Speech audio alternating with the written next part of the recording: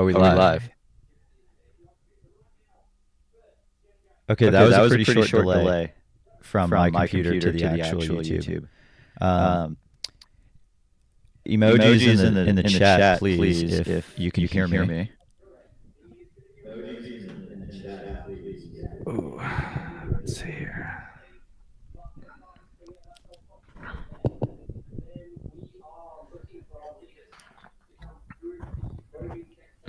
Good morning from Ashland, Oregon.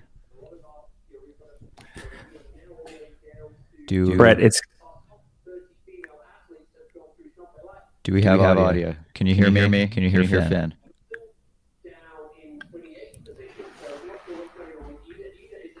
test. This is my mic. Okay. Looks like it should be okay.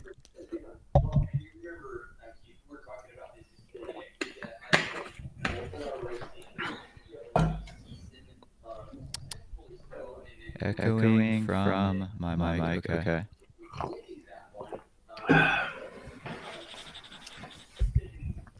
I cannot believe how good this live stream is.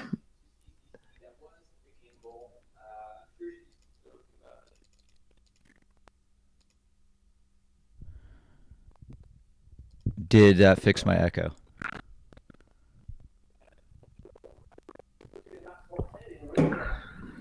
Actually, Finn, are you even able to hear me now? Oops.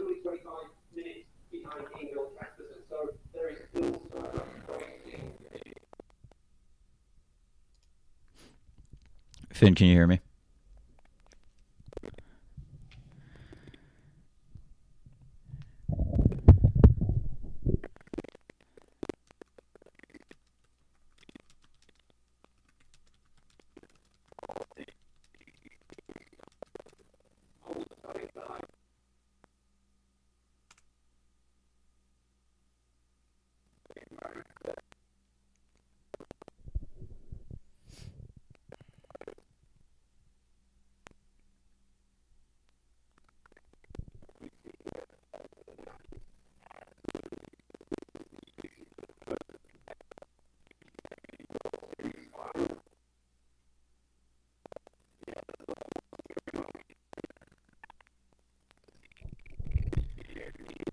Finn, I think you might need to listen to me on the YouTube channel, because anytime I unmute myself on Video Ninja, I get an echo.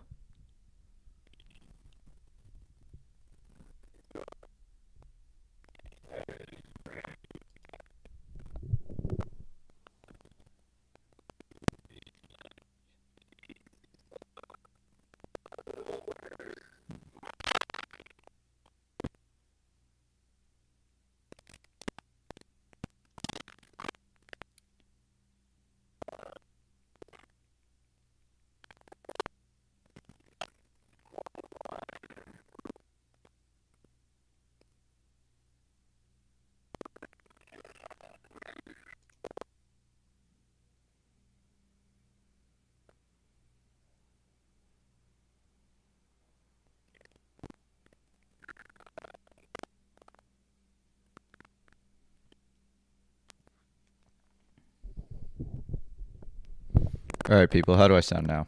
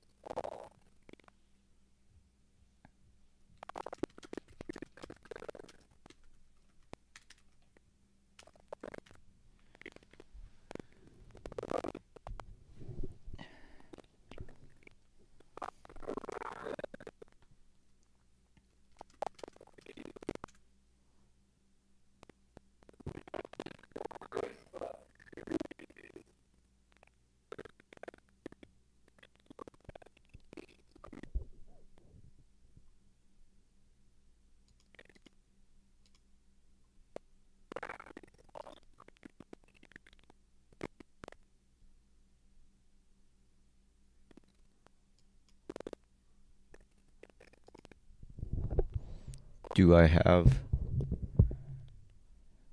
voice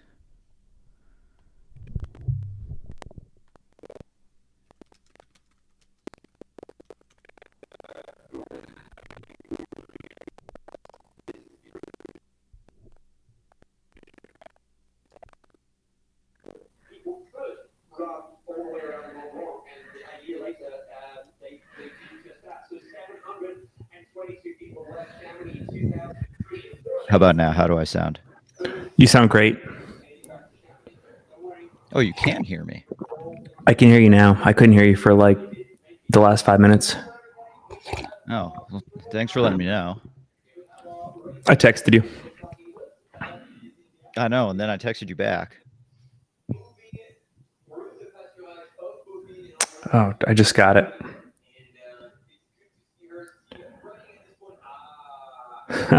There's a cow blocking the. There we go. Oh, that's awesome.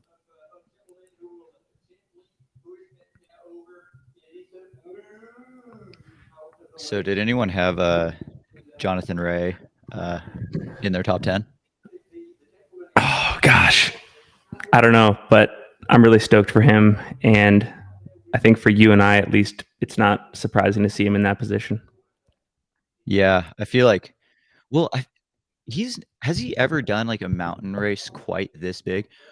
Oh, is that Matt Seidel in the back right there on the screen? Oh yeah, I think that's Matt.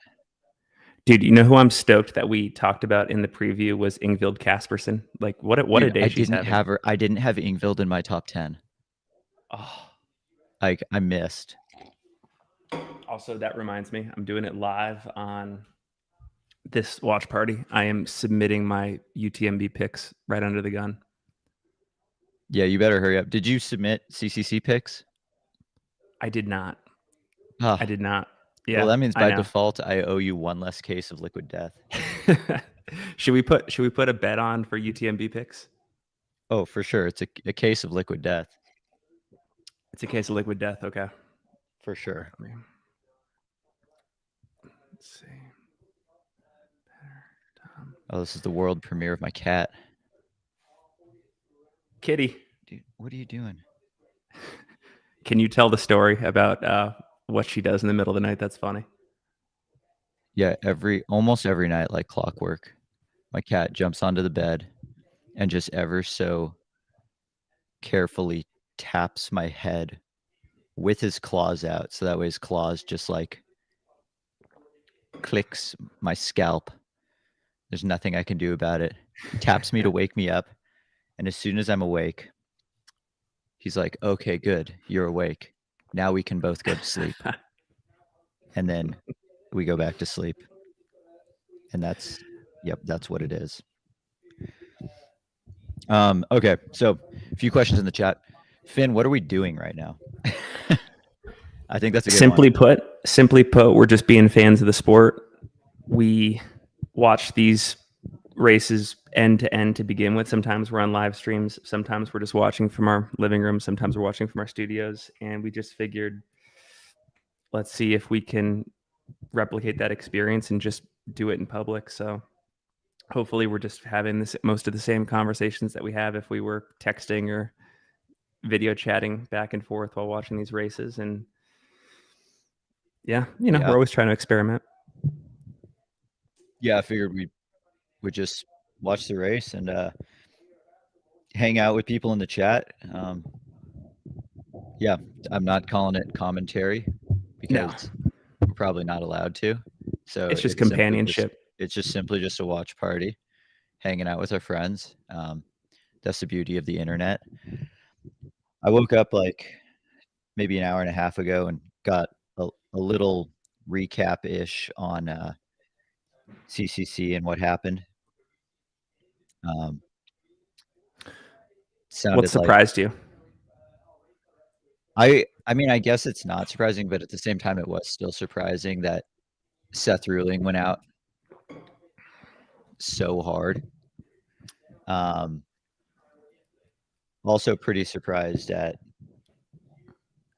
I mean, the women's race is not, I mean, I could say it's like, it's not really what I expected in terms of like, I didn't think Helen Mino Faulkner would be this far up this early.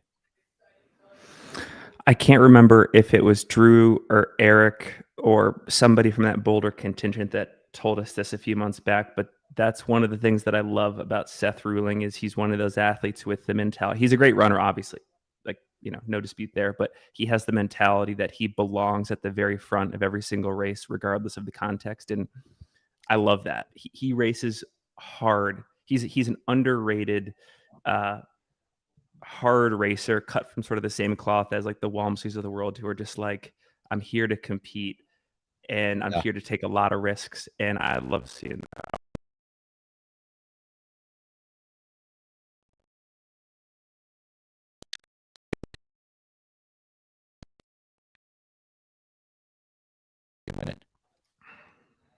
Which I feel like that's a fair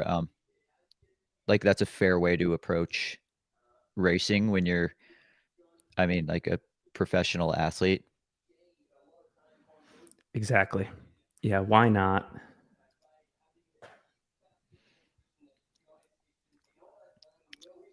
I It's was so also I was surprised to see Emily Fosberg, who was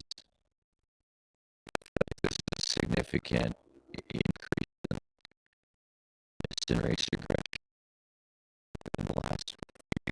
I didn't know where he cat.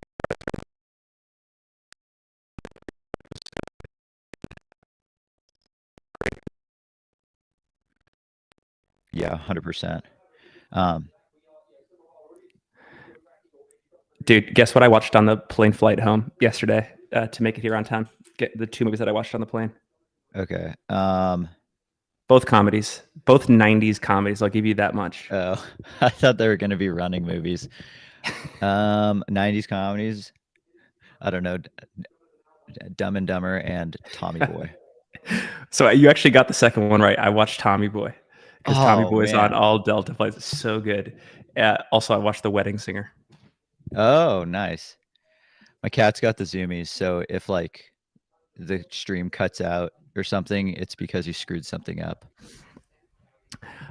Brett, so I'm looking at the chat right now, and people are saying, does Jim come back again if he doesn't hit expectations this year? Did you see the Brian Metzler article in Trail Runner where Jim said that regardless of what happens here, he's lining up at Nice Côte d'Azur in like 4 weeks to get a golden ticket to Western States? Dude, he's probably so pissed that the golden ticket goes to CCC and not UTMB this year. I know. Because he doesn't get to double up. Which, yeah, for that Nice race, is that 100K? It's got to be 100K. I'd have to go back and look. I thought it was a 100-miler, but maybe the chat could correct us. I thought he was going to have to race a 100-miler 4 weeks after UTMB. That's a terrible idea, in my opinion. Yeah. Yeah, I mean, Jim tried to race a 100-miler and then more than 4 weeks later race Worlds. I think he had 6 weeks between Istria and the World Championships, and that didn't work. Sounds like from what I've heard from, I don't know what interview it was that I read, that the injury that he suffered right after Istria was just like an unfortunate ankle roll that ended with like a couple tendon tears. Yeah. Like it was just a really bad ankle roll. Like he made it sound like it had nothing to do with running Istria and that it was just like bad timing. But I don't know. Usually the best time to roll an ankle is like right after you've run 100-mile and your ankle's Right. tired. So Right. I don't know. Yeah. So, well, okay, you were right. It's 115K, so 71 miles. Still a lot. Yeah, and like, I mean, I guess maybe Jim's thought is that like, if there's anyone fresh that goes into that race, that means they wouldn't have been competing at the UTMB races this week, which means they might not be like an A tier,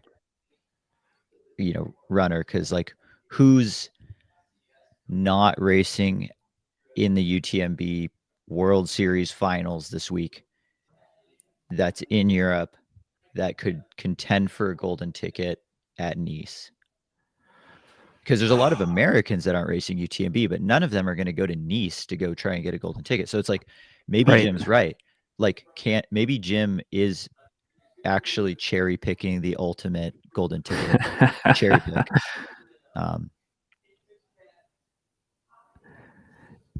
Yeah, maybe he's onto something. I like your thinking. This chat is awesome, by the way. Thank you to everybody that's offering questions, comments in the chat. Midwest Misfit says, if he was serious about UTMB, he wouldn't even be thinking of future races. Yeah, it is interesting to me to that point that was a big part of the interview with Metzler, that he was already plotting out the rest of his schedule. I'm sure Metzler might have just asked the question, what does the rest of the year look like? We've certainly asked that question to athletes before. Some are saying, I'll talk to you about that after the race, but he divulged it. Very interesting. I'm not sure it's totally indicative that he's thinking about multiple races at once or he's hedging already, but I think, and also too, like as high of a profile runner as he is, like he has contractual, responsibilities from right, his sponsors, right. to be thinking ahead of like even like in your interview with Tom Evans, like Tom had to talk with Adidas and all of his sponsors about 2023 and talk about like all the races I was doing, and he like purposely didn't have UTMB on there because he didn't want the sponsor pressure. So like if he had to be talking about 2023's races, in 2022, Jim's already had this 2024 talk. So I'm sure he knows or has a plan of like, best case scenario plan. I get a golden ticket at Nice, race Western States. Okay. Question. Does Jim double then Western States UTMB next year? I It's guess a really good question. if I he want to. wins, UTMB this year, does he do the double? Because actually, okay. I feel like Jim might do the double either way. So if he doesn't win UTMB, he goes back, tries to win Western States, does it fresh, and then just runs UTMB as like a no pressure race like Tom Evans this year. Or if he wins UTMB this year, he gets to stack the deck against himself and try and win UTMB next year in a more impressive way.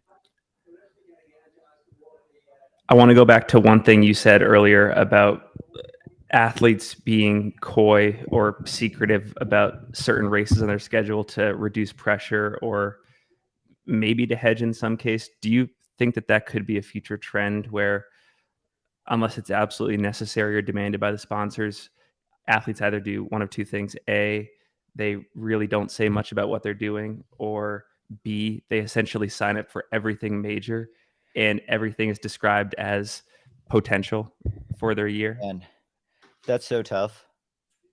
Like, because on one hand, you're like over promising to your sponsors by signing up for every single race.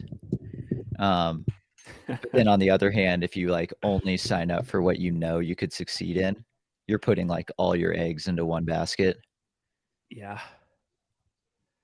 Maybe it comes down to the sponsor you have. And like maybe a brand like, Hoka doesn't care if Jim is sponsored or signed up for like only one race because Hoka gets so much exposure anyways. Maybe someone like a smaller brand wants their athletes to just be on the start list for everything, Yeah. just for exposure. Yep.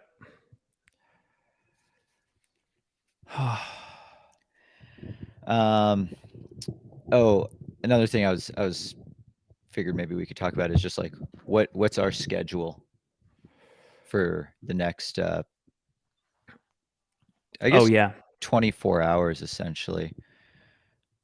We're going to go on about 3 or 4 times over the course of UTMB, right? Maybe 3.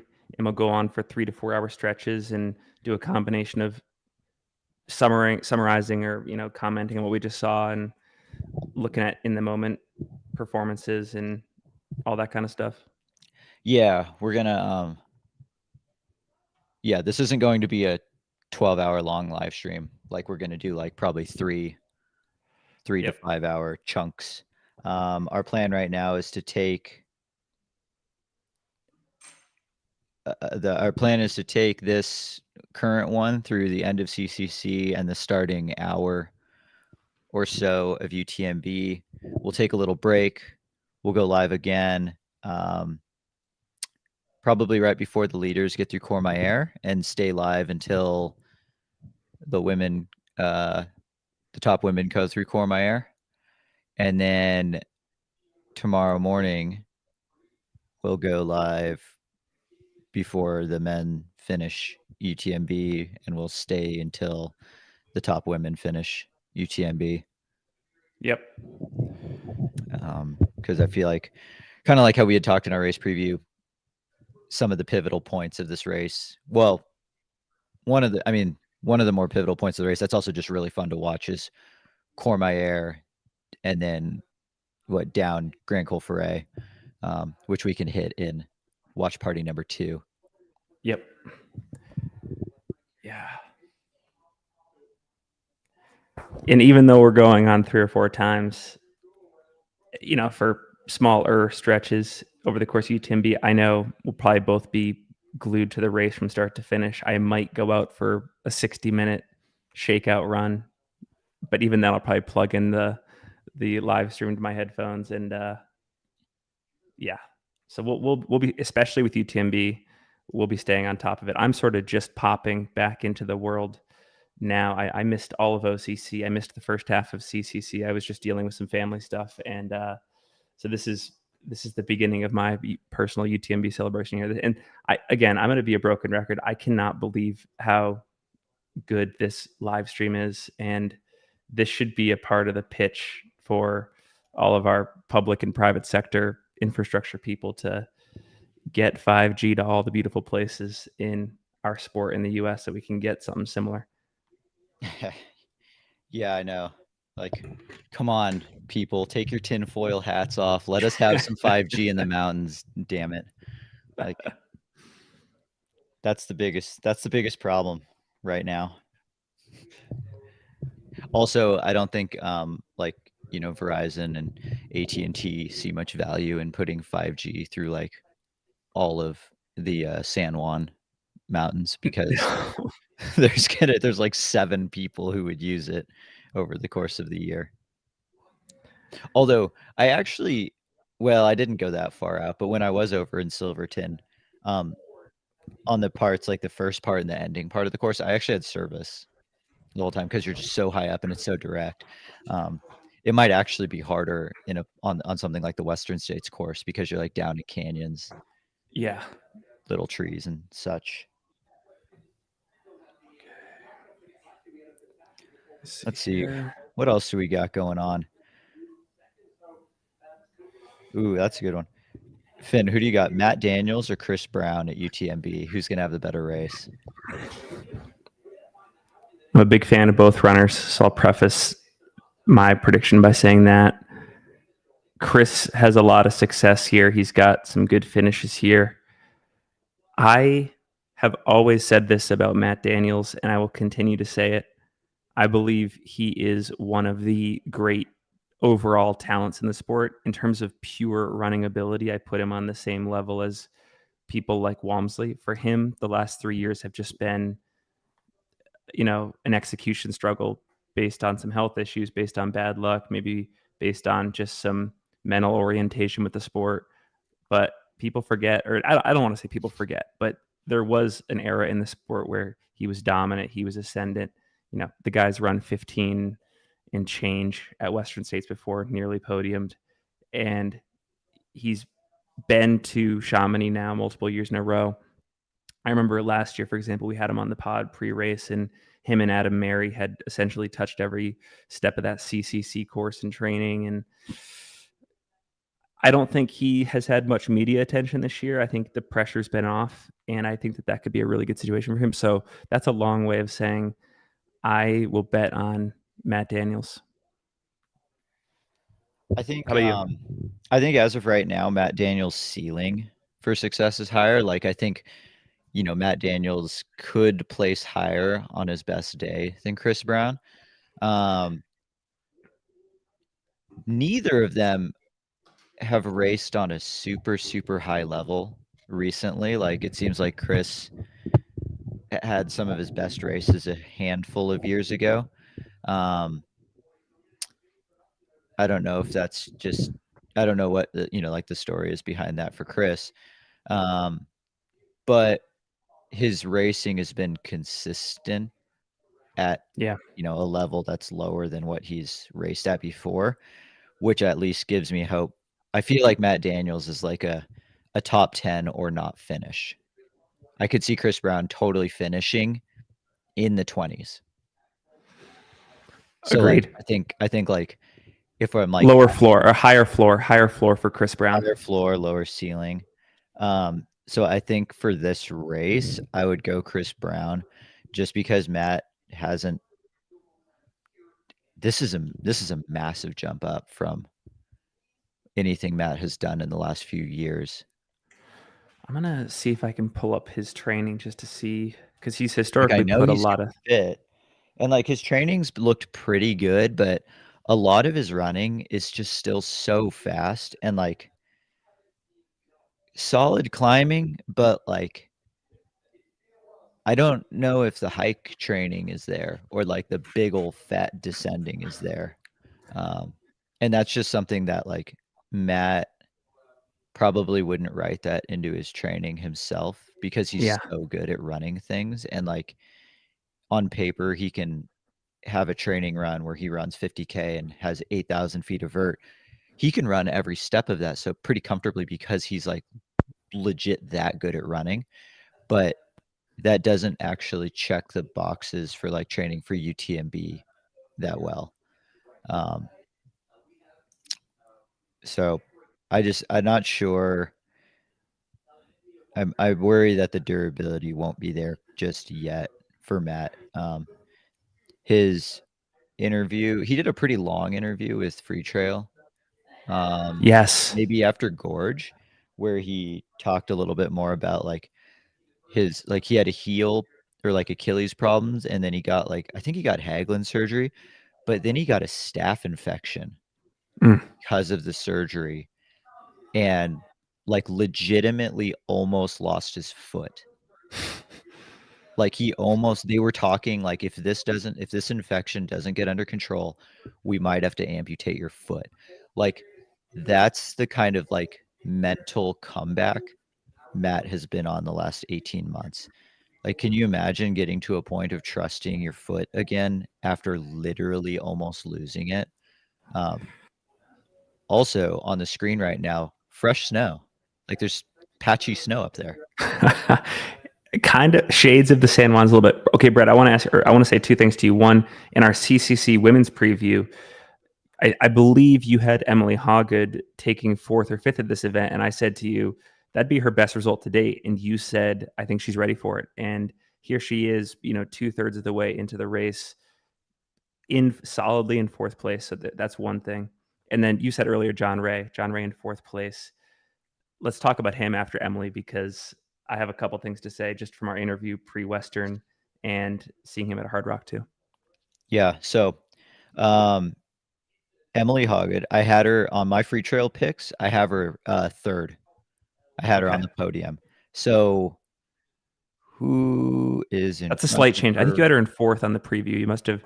What changed? Or you just Oh, more what stock in her? changed? Azara Garcia not Yes. starting. It Yep. bumped all of my places up one. So then it turned into Eden Nilsson winning, which does not look like that's going to happen.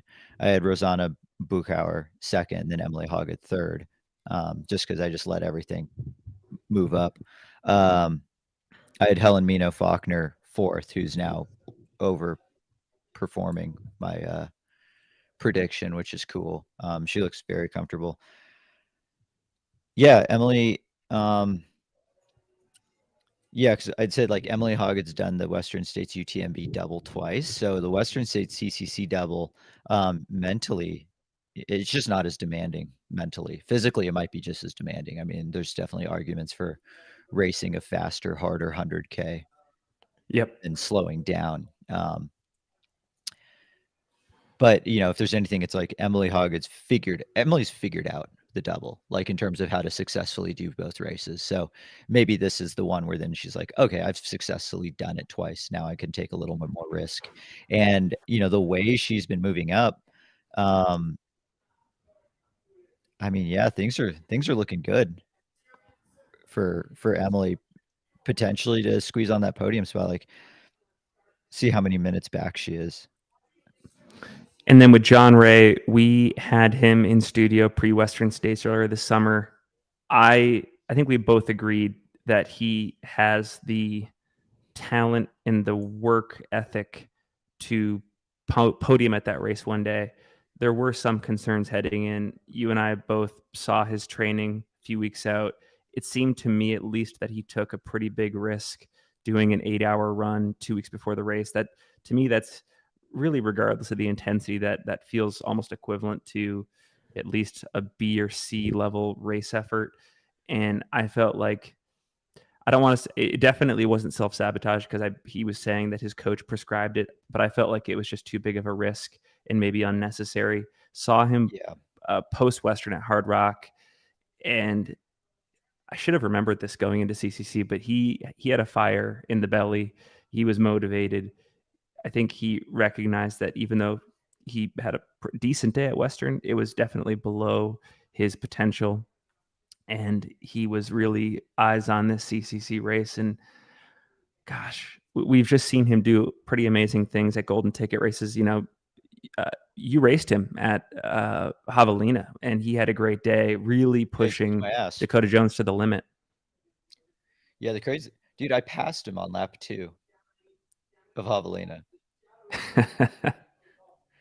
which like, and then I think I had to go poop, and then he passed me back, and then I never saw him again. But that might have been my biggest mistake, was like consciously or subconsciously, I can't remember, seeing John Ray and like actively reeling him in on the second lap. That might have burned a few matches. And yeah, and then he went on to like just crush it, and like then he had to play the mind games with Dakota in the last lap at Javelina. But yeah, going back to what you had said about his training before Western States and how it was like questionable.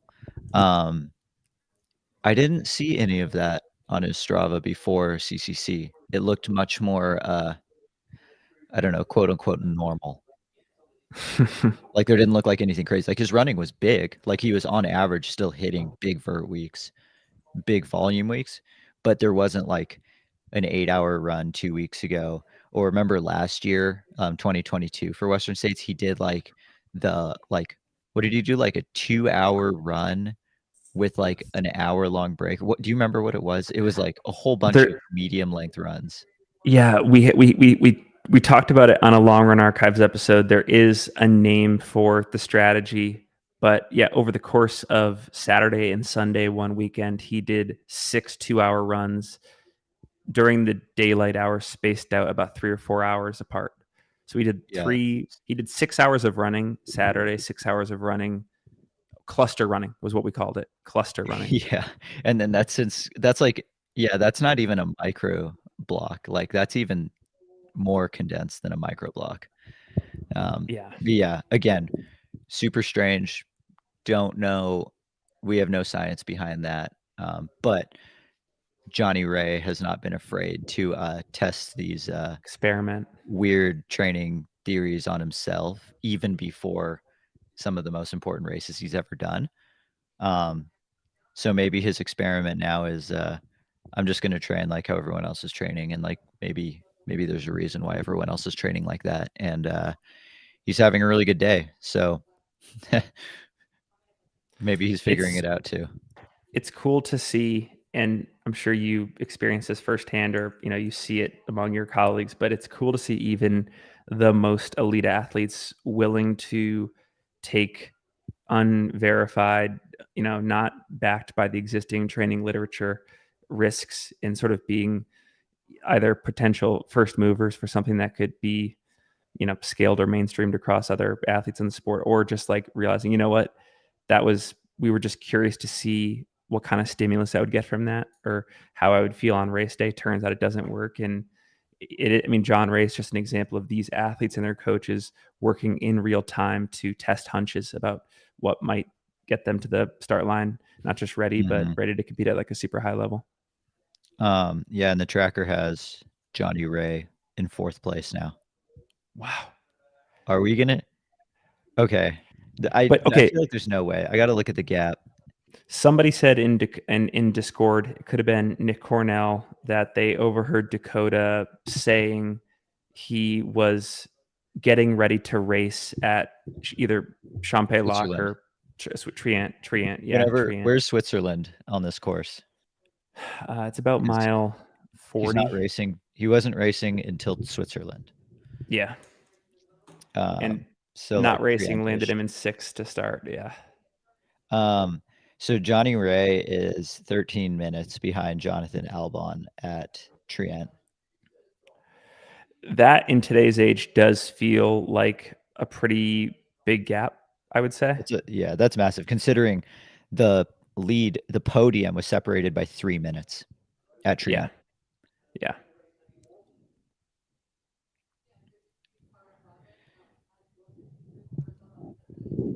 So Matt Feldak in the chat, shouts to Matt. Everything I know about OBS and live streams is because of Matt. All this active tech stuff that's getting fixed. I'm fixing it because I've been looking over Matt's shoulders for many hours on the Aerovipa live streams. Where was I going with that? What did he say? Well, I was going to say it's like Aerovipa invented the ultra running equivalent or the ultra running media equivalent of the printing press, and now the tech is being disseminated across all the other outlets in the sport. Reverse engineering. I copied the playbook. Matt said the fact that Jim had to race his way into UTMB is insane. So fun story that I learned about that was it was actually midway through that 100 miles of Istria that Jim was running that the UTMB organization had the press release saying one, they announced that second chance qualifier thing where like if you have an indexed race from the prior 12 months and that number is in the top 50 or 100 or whatever it was, you'll get invited to UTMB, which Jim's UTMB from 2022 was obviously going to be high enough for it. They announced that as Jim was like halfway through Istria. In theory, Jim could have dropped out on the spot right there and still gotten into UTMB. Wow. Then all he would have needed to do was like collect a stone to be eligible. So he could have just done like what Killian did and like run, the Eiger 19K or whatever.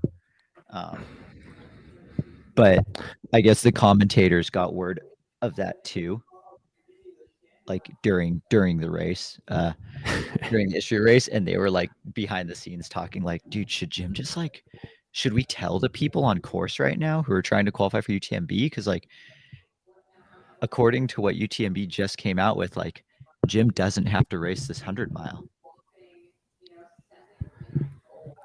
Brett, there's a great question in the chat here from Jeremiah. He says, if you both started UTMB today at your current fitness, what time would you run?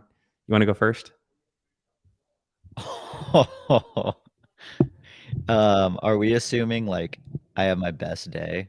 I could give both, like A goal, B goal, C goal. Yeah. A goal, I'm winning the race. No, I'm just kidding.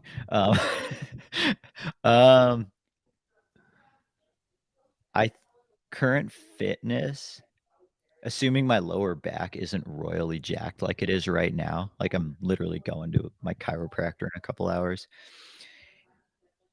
I think if I took what I had in Tushers, like a month ago or whatever, into UTMB, I think I have a shot at 30 hours. Okay. I think I have a shot at 30 hours. I feel like realistically, I blow up and I'm, freaking 35 to 40 hours. But like, I would struggle because that's so much longer than anything I've ever done. Like, you at least have through hikes in you with like you just did the 100-mile wilderness. Like, you were what, 30 hours? 29. Yeah. The longest I've ever gone without sleeping is like 23 hours and 45 minutes from Western States 22 hours and 45 minutes from Western States in 2018. So I think my biggest challenge would be just like staying awake for 7 more hours and being just like alone in the mountains and not getting lost. And there's just so much that I would probably screw up trying to run the UTMB loop right now, just due to lack of experience. So yeah, that would be tough. My strategy from the very beginning of the race would be to hike anything remotely uphill. I would put that sensor on my Coros that shows what percent grade you're on, and if it's above 2% grade, I'm hiking it no matter what. And my Yeah. strategy is just to hike from the very beginning and then to feel decent to run every single downhill, because I've done CCC before and it was humiliating late in the race to not even have to walk downhills. I had to walk the downhills. And so Yeah. I believe at this race in my current fitness, I'm in pretty good hiking shape. I think I have a very low ceiling, but I think I have a pretty high floor. I think that if I was really trying to be aggressive, I would try to stick with the 8th, 9th, 10th place females. So in that 27 to 28 hour category. But I really believe I could go under 30 hours. I Yeah. think I could go sub 30 right now. Yeah. I think you have a good chance at sub 30 because like you've got that like grinder gear Yeah. I can do right the now. 3 mile an hour treadmill even uphill. Yeah. Yeah, exactly. Oh Good yeah, question. I need an update. Is this Jeremiah? Is this Jeremiah, Michigan Bluff Jeremiah? It might I be. can't remember your last name, but if that is the correct Jeremiah, the Jeremiah that we already know, thanks for for tuning in. context, for context, Jeremiah has a house at Michigan Bluff on the Western States course. We used it as a base for part of our coverage that day. Jeremiah is the It is the man, right and Jeremiah. it was yes, it is Jeremiah's in a the hero, hero. And we a got to play local legend. football. We got to play football with Jeremiah for like 4 hours that morning. It was so fun, just like tossing the rock. Jeremiah He's a is a great quarterback. professionally trained quarterback. So Yep. Yeah, Jeremiah allowed us to do a lot of what we did at Western States because of the Michigan Bluff compound.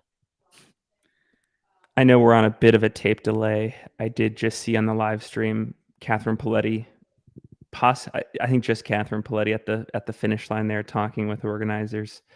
We're probably, you know, 2.5 hours away from our first CCC finisher.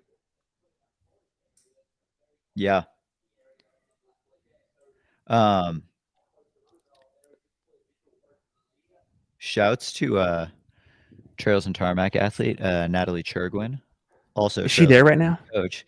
She's running CCC and she's been moving up the field. She just passed Emily Schmitz and Allison Baca, so she's now the eighth eighth American lady on course right now. Oh my gosh. All right, for those in the chat, what questions do you have? What comments do you have? What do you want us to debate? We're here for a while. Stoked to get into it. You know who's also having a what's looking like a solid day is Hannah Allgood. Hannah's Which I'm just really cracked happy to in. see. Yeah, Hannah's just cracked into the top 10. Another one of those runners who like we know the ceiling is very high for Hannah, but just has had like some hot and cold racing this year.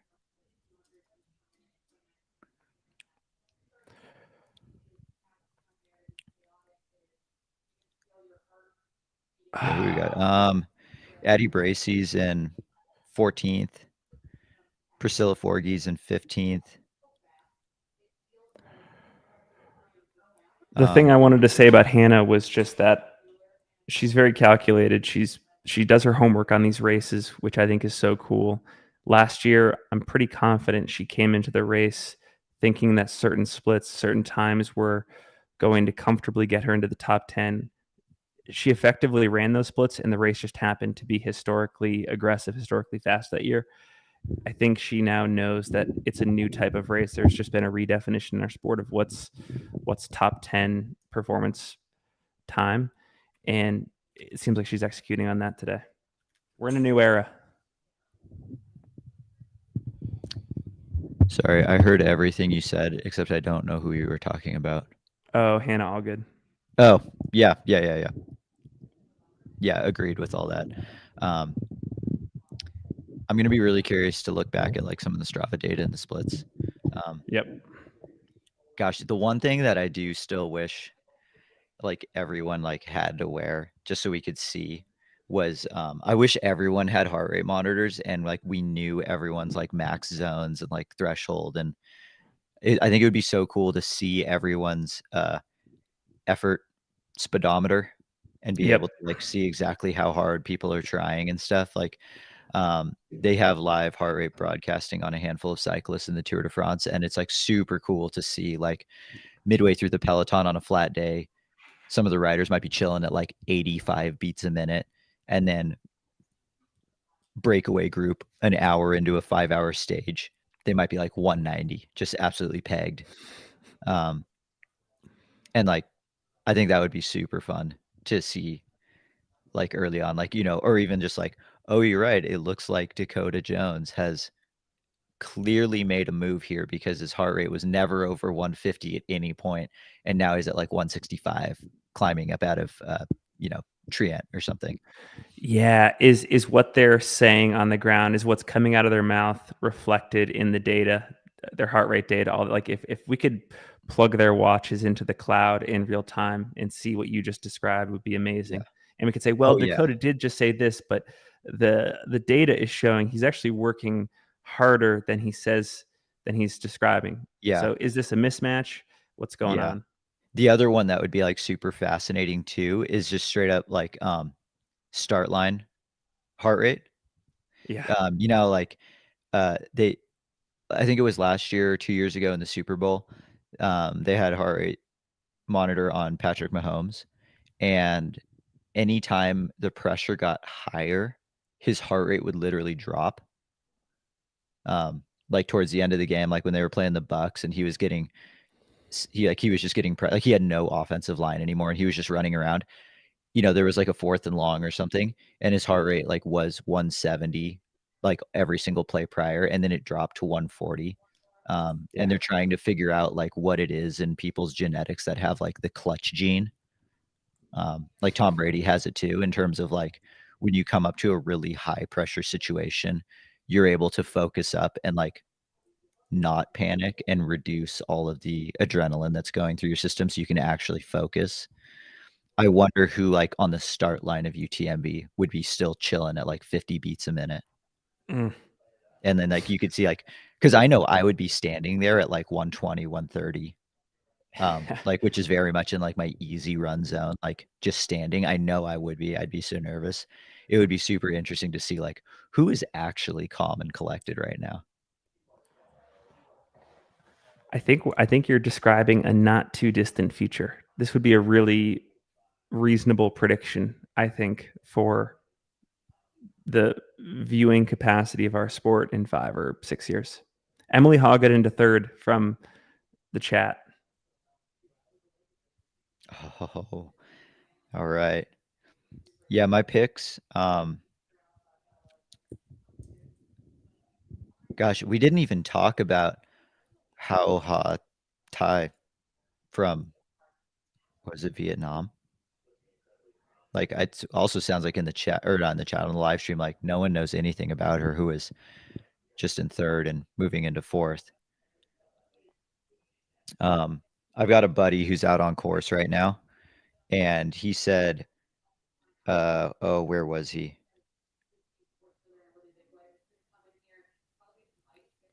It'd be cool, Brett, just thinking in real time about how we can become even more knowledgeable about the regional areas of the sport. So, for example, Southeastern Asia, China, South America, Eastern Europe, etc.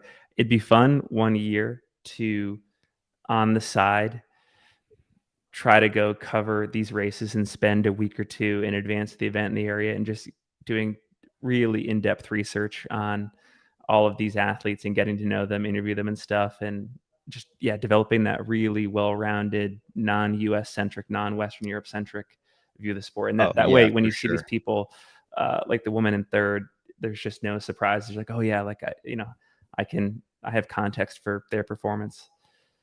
So we're seeing the lead lady Ingvild Caspersen into Trient right now. And that's Robert Murkay with her right now in the long hair. If you're looking for a really interesting episode on the state of the athlete sponsorship world in our sport, we did an episode with Robert Murkay on Single Track a while back.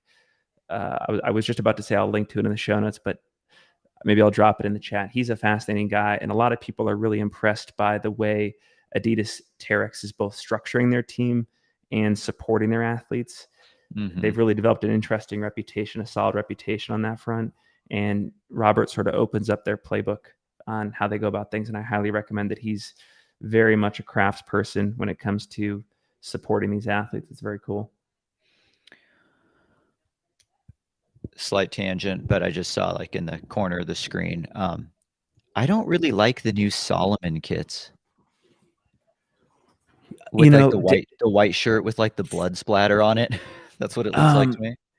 I'm really glad you brought that up because Debo made a post on Twitter yesterday and he listed off his ranking of top athlete kits.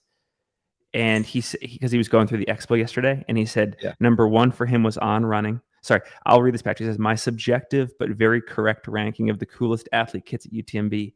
Number 1, On Running. Number 2, DynaFit. 3, Adidas Terex. And then he says, brands must produce footwear, apparel, and pack to be considered bonus points for dank lifestyle products. So he didn't have Solomon on his podium. He didn't, but he had, I mean, dude, we've been talking about On for a while now. They're improving fast. Dude, and their apparel's so nice. Like I just did the Cirque Series Alta race a couple weeks ago and I got their trail kit. So I think it's what like Jeff Colt and Jeff Mogavero are going to be wearing. And like the On Ultra shorts are now, I think, my favorite shorts I own. Yeah. Like they're the perfect complementary short to like a race like UTMB where I'm going to be wearing a pack for sure. And I'm going to have most things on the pack. And I wouldn't wear a waist belt because the ultra short has like the correct size and correct number of pockets where I would be able to fit most of my nutrition on my waist. Yep. Oh, we got HMF.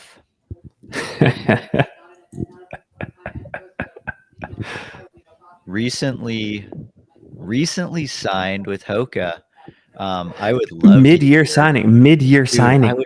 I would love to hear the story behind it. I mean, I'm sure I don't know how I would hear the story behind the termination of the North Face contract and going straight to signing with Hoka.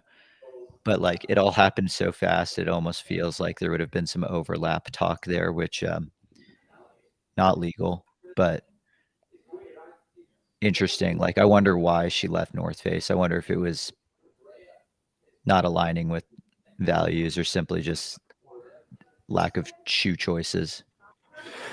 I know she did an interview on Free Trail earlier this week. I don't know if they went into those details or if they could, but yeah, like I'm trying to rack my brain for other examples where an athlete was very much signed with another prominent brand in the sport.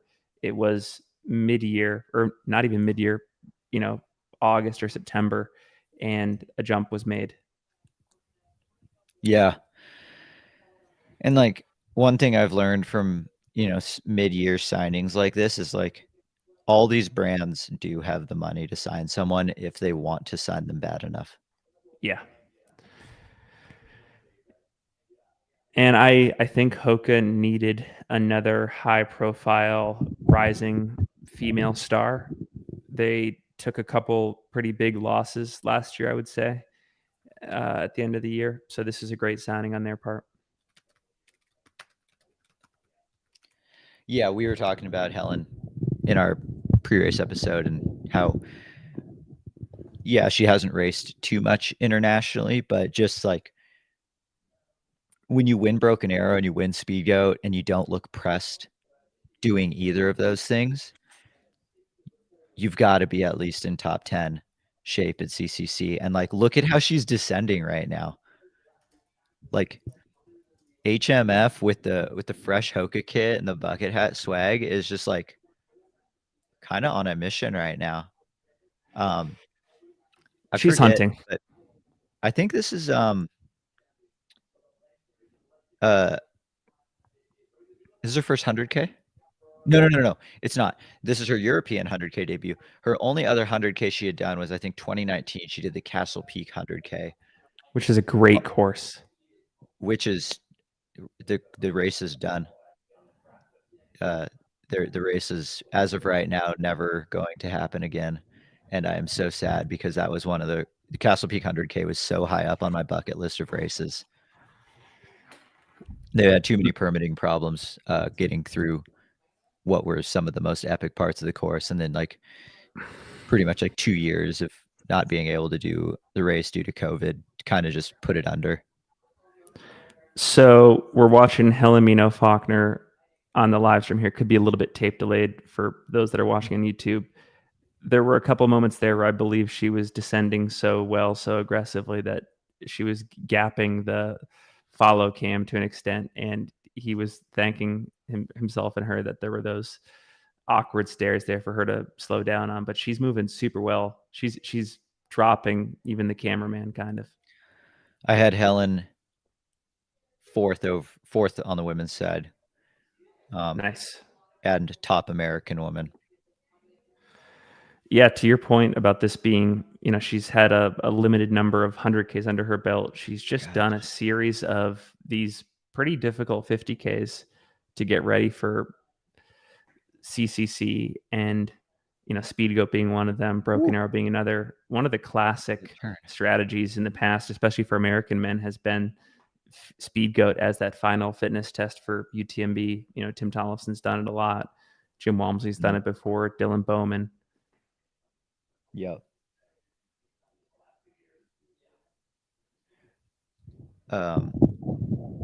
Dude, she's descending so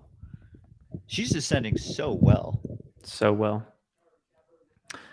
Matt Feldick in the chat makes a really good point. I've actually, it reminds me, I've worked for 2 brands in my career where our marketing budgets ended and restarted at the technical midway point of the year. That's a really good point.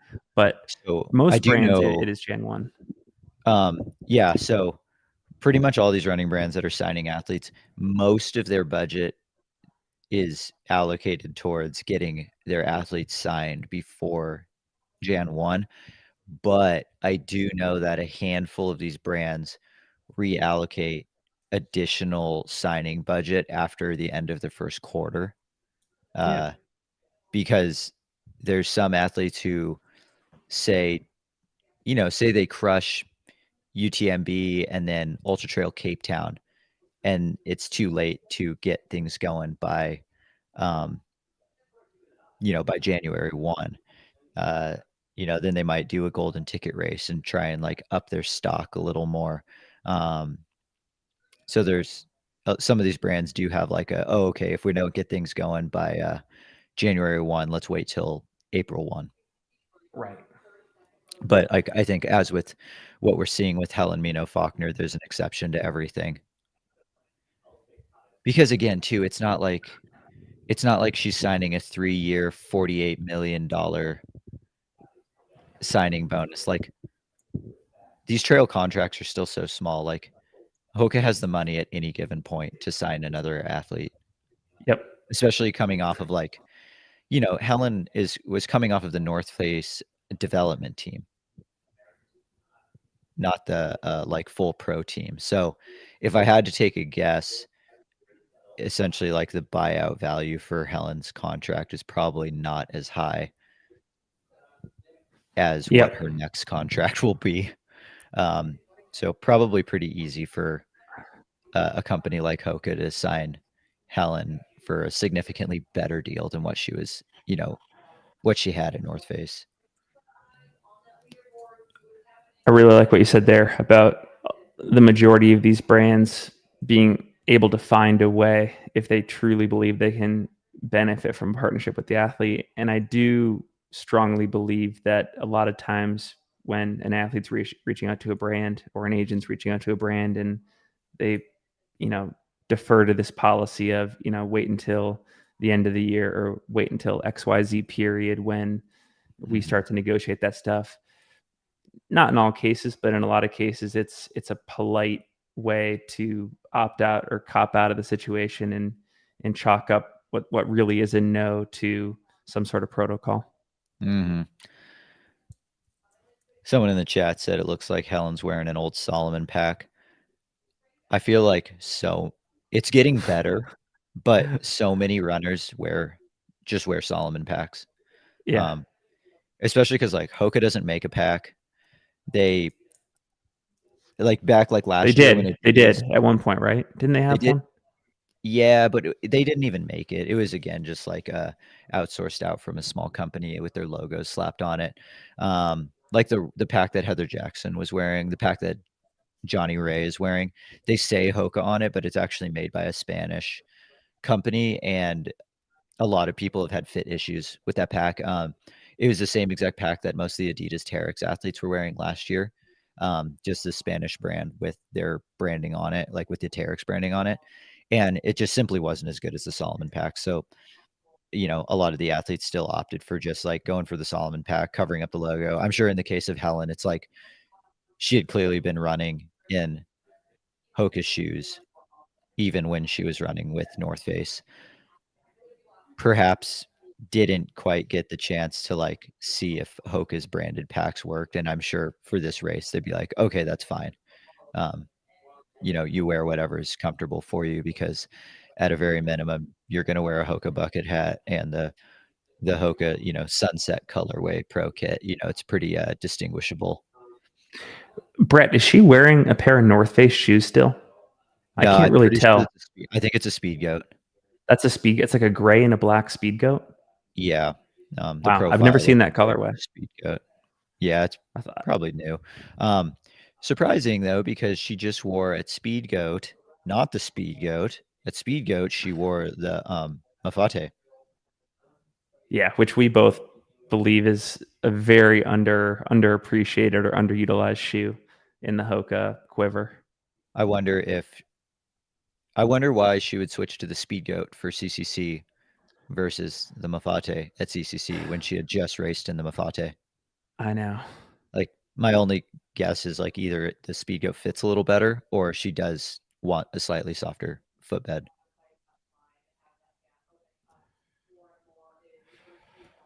Oh, that view is beautiful. Triant, such a cool spot. So when you came through Triant, how were you feeling? I was feeling really good, mentally at least. I was certainly slowing down, but I felt like, I mean, the thing about the CCC course is if you're in the mindset of, I need to see all of this because every single step, every single spot around the corner is even more beautiful than the previous spot, you stay in it no matter what. So mentally, I felt great. This is MK Sullivan, by the way, on the live stream, supporting Helena Faulkner, which is super cool. I think they're both Reno area, Tahoe area runners. Yep. Or I MK think would, that's yeah, that is yeah, MK. it's That is MK. MK. MK would actually be a great crew member because MK has many years as a coach for like Yeah. both high school and collegiate teams. So Yep. like MK knows the right things to say. For That sure. was quick. That was quick aid station stop. Very good. Yeah. Who just left the aid station right in front of her?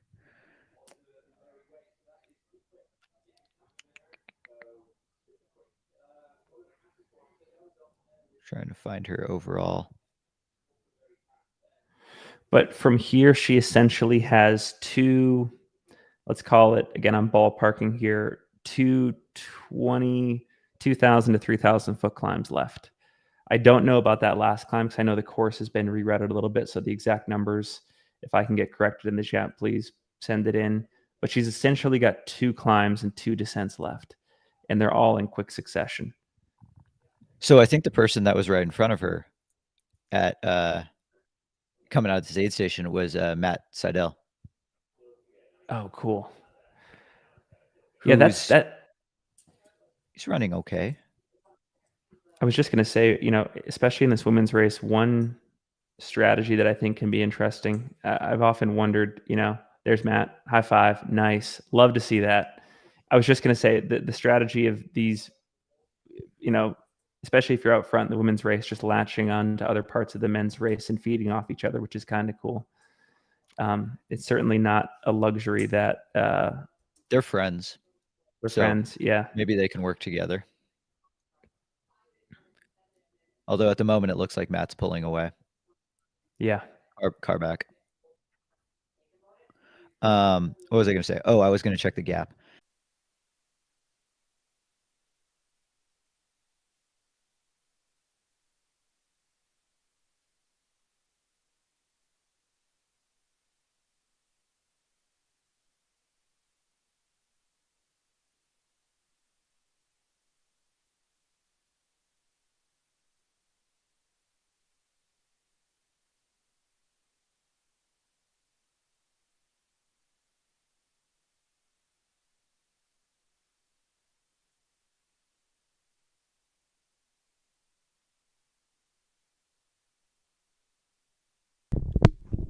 Finn, can you hear me?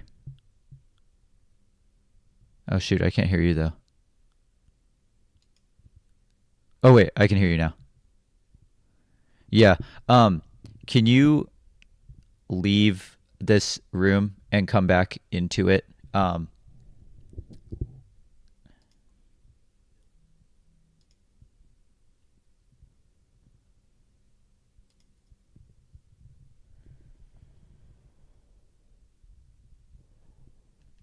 Can everyone in the chat hear me now?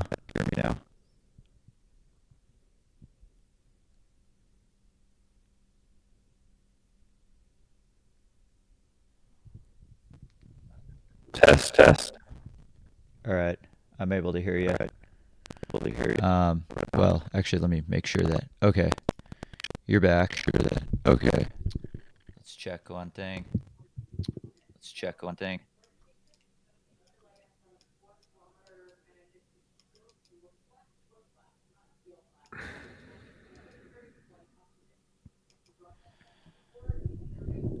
Okay. I think we're back. We're back. Sorry about that. It's getting kind of stormy, actually. In Ashland, I think there might be some thunderstorms starting to roll through. So power surged and everything turned off for a sec, just long enough to kill everything. Hey, we're back. It's all good. We've got Emily Hawgood, and we've got, I believe, her coach, Paul Lind, here at the Train Aid Station. And I was just looking at this live stream right before we came back on, and Corinne and the other announcers were remarking on it too. It's just how Emily always has a smile on her face. And I just finished rereading Addie Bracey's book.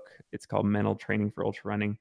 And one of the biggest things in there is just, can you force yourself to smile through the tough moments, and how that actually is performance enhancing to switch to a smile. It's kind of, similar to how Courtney Dauwalter deals in the pain cave. But if you can, it sounds so trite, but if you can smile through all this, what a difference maker it can be. Yeah, I think there's something to that with like the dopamine response to smiling. I was told that I have an echo. I think I fixed it. Finn, are you able to hear me still, actually? Yeah, you're fine. No echo.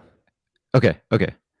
I think not that I can hear. I think I've got it fixed, but yeah, we'll see if it's correct in the YouTube chat.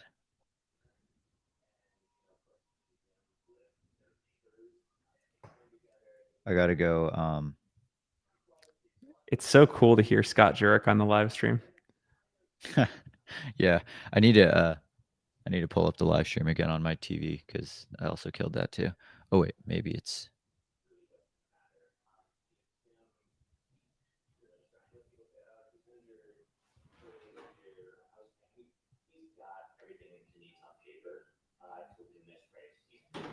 Oh wait, that might be that one.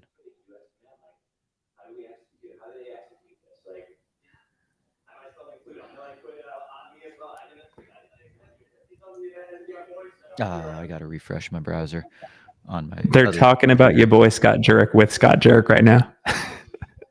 Oh, are they gonna give us a name? Give us a name.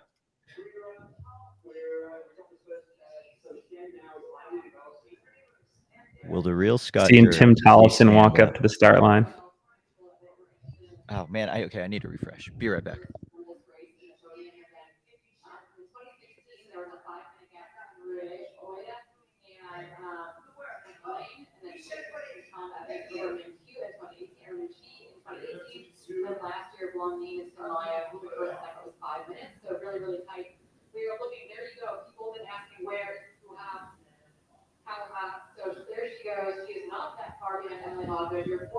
Okay, I think I'm up to date with I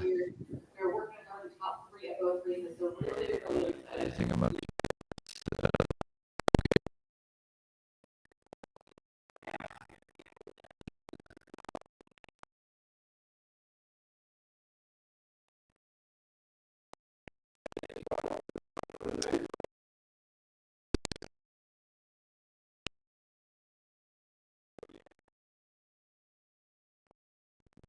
Seconds.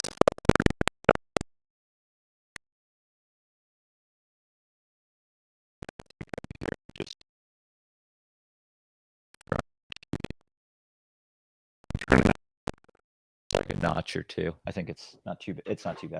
Okay.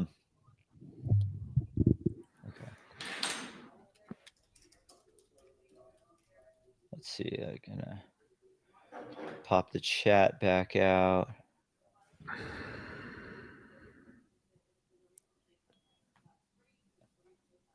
I hear Corinne Malcolm on the mic now. Okay, so this is 4th at Trient. Yep.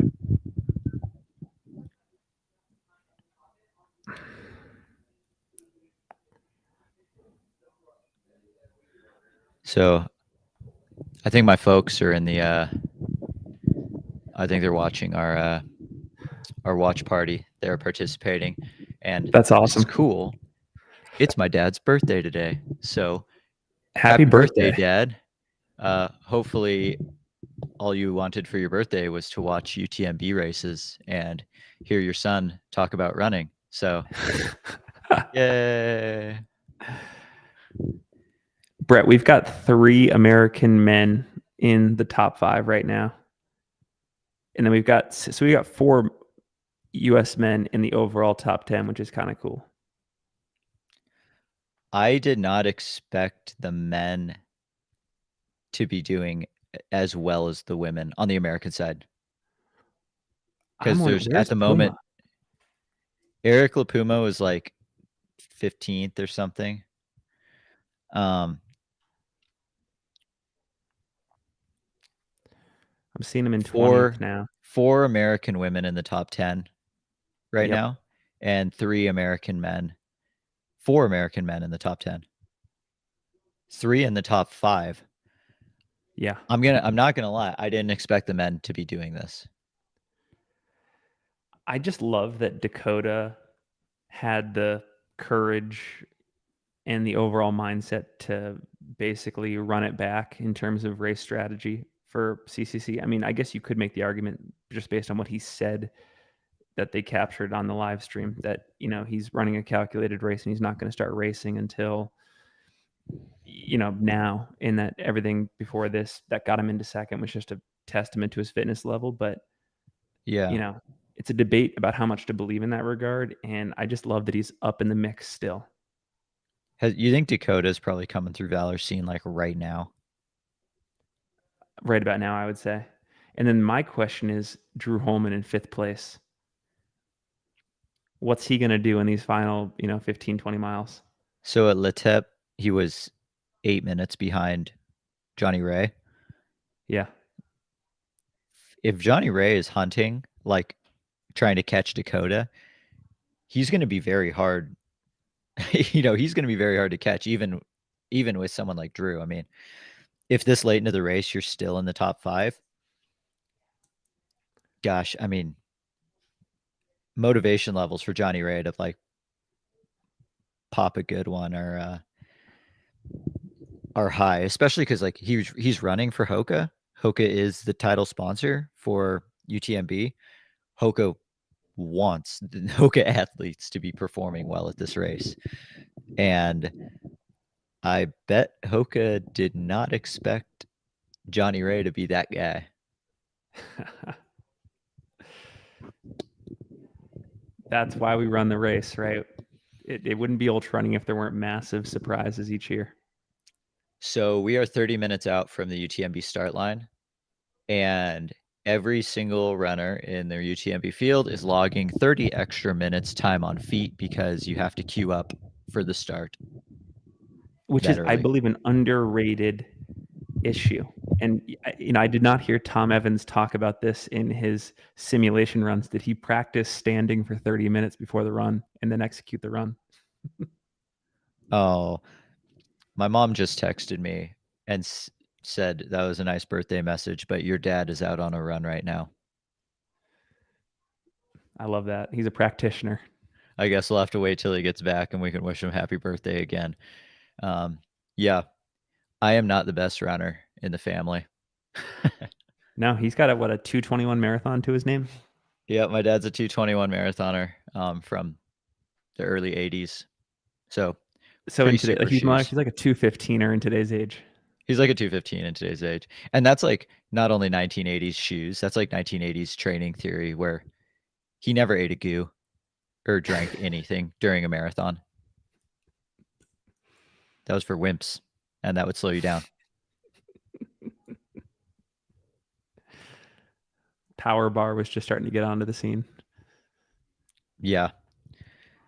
It was still fueling with like beer and malt liquor.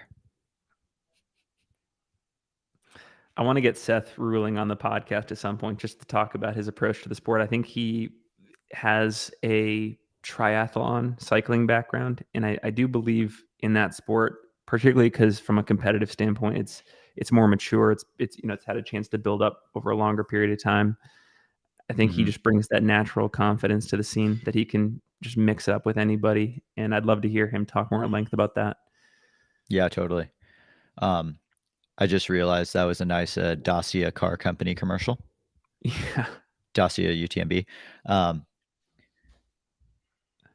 So I guess, so there's been a lot of controversy about the Dacia sponsorship, and I just I'm curious because I was reading into just at least the cars a little bit more, and Jeff Colt.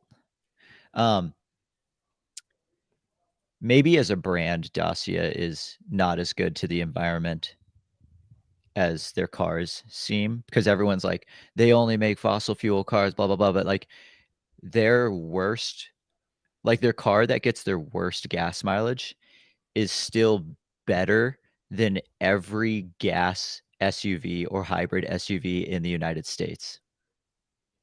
That's a really good point. So Rod. That either says two things. One, well, it says mostly one thing. One, the EPA standards for fuel consumption in the US are absolute dog shit because the worst performing Dacia SUV is significantly better than the best SUV in the US in terms of fuel consumption. But the reason why they wouldn't ever sell in the US is because they are so slow. They get good gas mileage because they're like lawnmower engines. And that just wouldn't fly in the US. Have you ever driven a Dacia? Would you ever drive a Dacia? No, absolutely not. They're so ugly. I think they are hideous looking. They look just so boring, and that's just I see cars as more than just a means of transportation. If I'm driving a Dacia, then I'm also probably just wearing, a Nike Pegasus for every single run. I gotta say, Brett, I'm loving these entrances that the live stream is capturing of these top athletes walking to the start line. Rod, Ilsa. I thought that was Tim Towson for a second, but I think it might be Harry Jones from Great Britain. They kind Do of have a similar haircut right now. do the elites get to come in from a separate area and then go straight to the front? Really good question. I think technically Like I know they have their own like starting, they have their own wave. corral. Yeah, Yeah. like they have their own corral. But I wonder if they also just don't have to run through everyone. Um, Kip Run, the brand of the pack that the Scal's wearing right now on the screen, Yeah. they are Kip an Run. interestingly large brand that no one's ever heard about, kind of like Yeah. Kylus. Keep on running. Like they don't really exist in the US, and yet they actually sponsor Paul Chelimo, who just ran the 5K at Worlds for the Right. US. They sponsor him and they make everything. Like they make track spikes and like clearly they make pretty nice looking running packs, and yet they like pretty much don't exist in the US as a brand. Dude, they have a Oh, trail shoe. there's our boy Javi Dominguez. Let's go. Let's go, Javi. Yeah, he looks great. One random piece of intel, when I saw him multiple times at Hard Rock, he has one of the biggest earrings I've ever seen. Like, there's a lot Dude, of they are earrings in the big and sport. floppy. They are big and floppy. And only on one ear. It's weighted. There's a lot of weight there. Yeah. What are those Instinct packs, Brett? I think it's a Spanish company, and I know nothing about them. There are so many brands that don't exist in the US that are smaller, make quality stuff, but like the barrier to the US market is just so difficult. It's so tough. Okay, I Because think this like, is Esther Chilog too. yep. Esther was wearing a Solomon pack. Yeah, because for anyone that obviously wasn't privy to these conversations, Brett and I have been not debating, but planning, or Brett has been planning for the Conversational Pace channel, this idea of reviewing all the other packs out there in the world that maybe see could hold Tom's a candle pack? to this Solomon pack. So it's fun to just Yeah. point out all these options. Yeah, so the pack that Tom Evans is wearing is the same one that Heather Jackson wore, but just has Adidas Terex branding on it and not Hoka, because neither Terex or Hoka make that pack. Gosh, I just got chills seeing Tom and Petter walk up. And they're sitting. Okay, they've got the sit.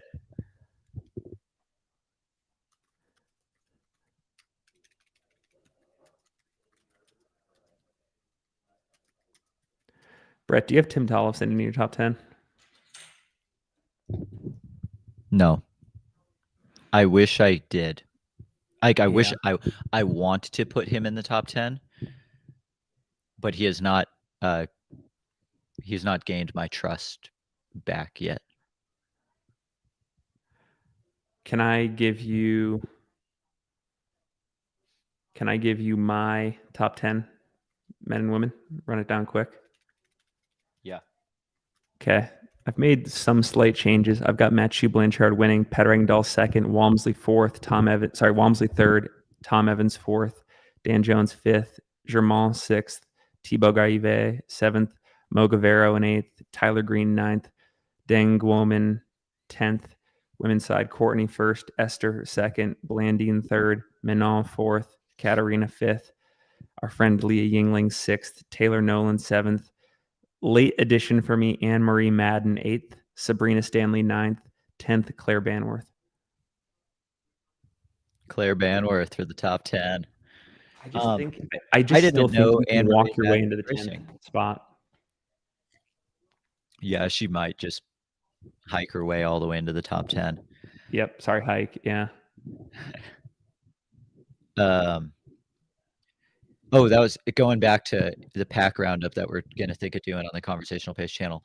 On just released 2 different running packs as well, and they look sweet. They look very good. I know. Dude, these Adidas packs. Oh, they're okay. No, sorry. I was looking at On. Yeah, dude, On. Oh, there's Jeff So hot Nogueira. right now. So hot right Dude, now. On is so hot right now. And they've got some they've got some fire footwear coming out in the next like 6 to 12 months that I am very excited for. I think On is finally going to put their days of crappy shoes behind them. We got Courtney and Mathieu Blanchard. Yeah, see the Martina. man, dude. Solomon's kits, they just kind of look like roadkill to me. I know. Like, I know it's mountains, but like when their pack covers up the main part on the front and you just see the sleeves, it looks bloody. And even Courtney's not wearing it. She's doing her own thing. I think Courtney gets to do whatever Courtney wants. Yeah.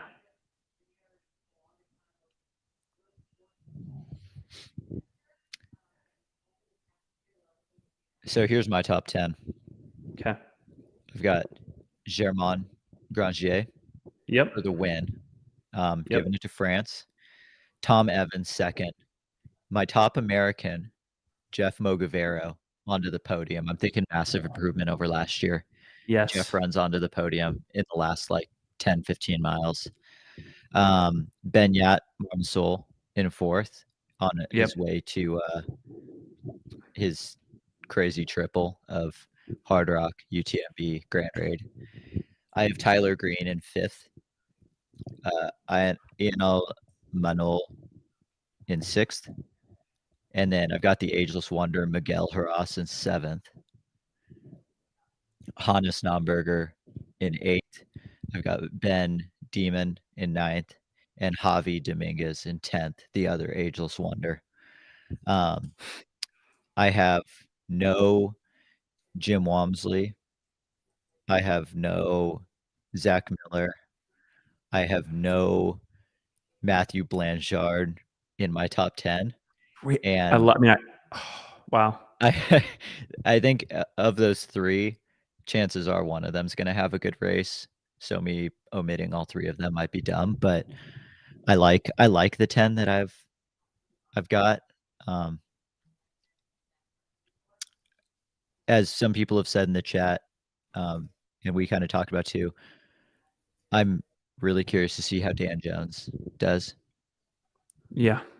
281-330-800 foe. Call Dan Jones up on the low because Dan Jones about to blow.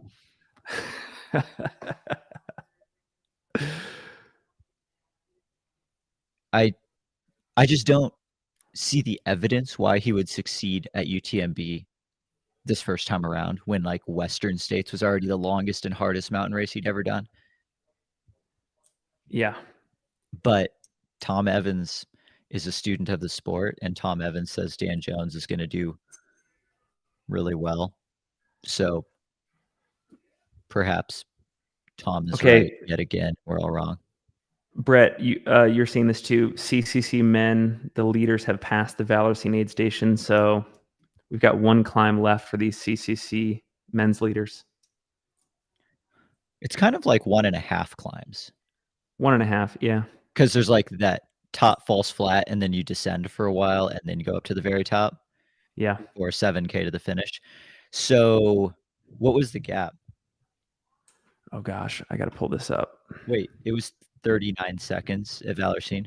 Yep. Between Jiasheng Shen and Jonathan Albon. Yep. So for those in the chat,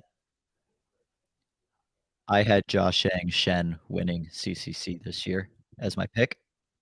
Dakota Jones second, Jonathan Albon third. So I still have a chance at batting a perfect podium, which I've never done. Never even come close to doing that.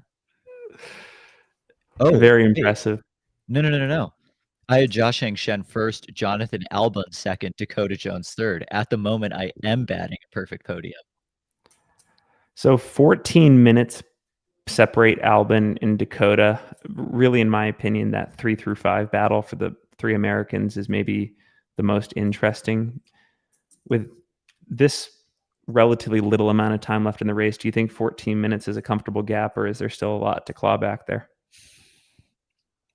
14 minutes is a comfortable gap, assuming that person in front is still running well. Yeah.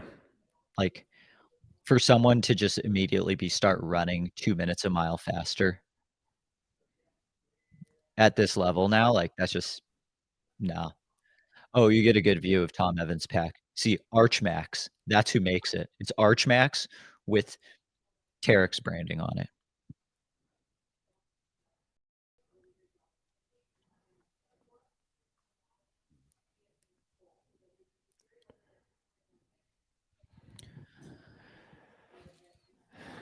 How strong of chances do you give Tom Evans to win this race? Just learning what you've learned about him in the last 2 or 3 months, his lead up to UTMB, his general intelligence about his body, all that kind of stuff. What are your thoughts there? I think Tom has a higher chance to win this year than last year. And that's not because Killian's not running. I think that's because Tom is fitter and better this year than last year.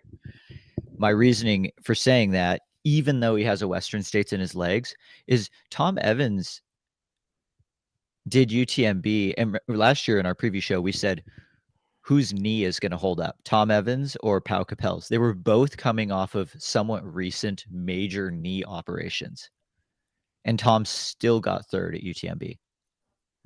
Like, Tom's a whole year better and a whole year healthier, whole year more confident. I have to figure his chances to win the race are better than last year, just for those reasons alone. Brett, I got to point this out. This is super inside baseball, but I just saw our friend who's been in the Long Run Archives, photographer Luke Webster, snapping pics. It's so funny when you're that deep into the game that you can start to recognize the media on the ground too. Yeah, we're really blurring both sides.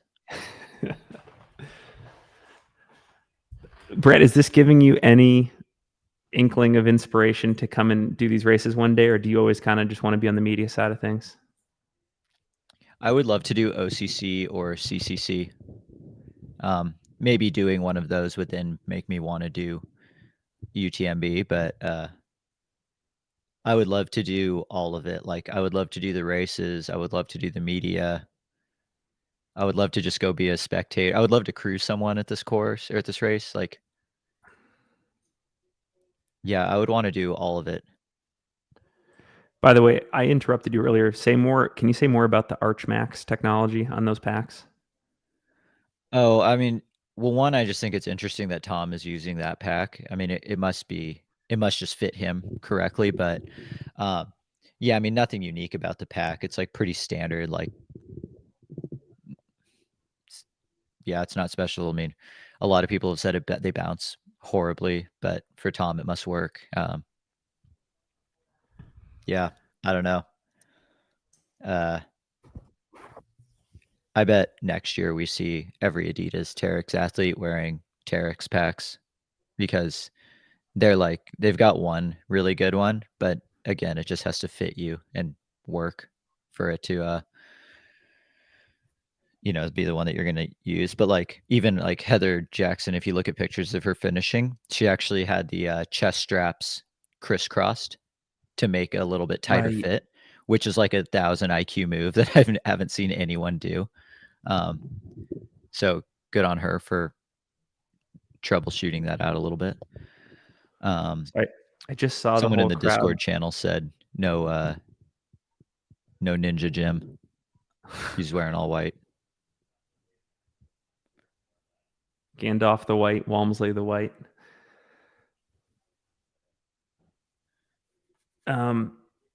It's really interesting. I just saw the whole UTMB crowd there raise their hands, and I kid you not, I think half of them had the Lecky hand straps on.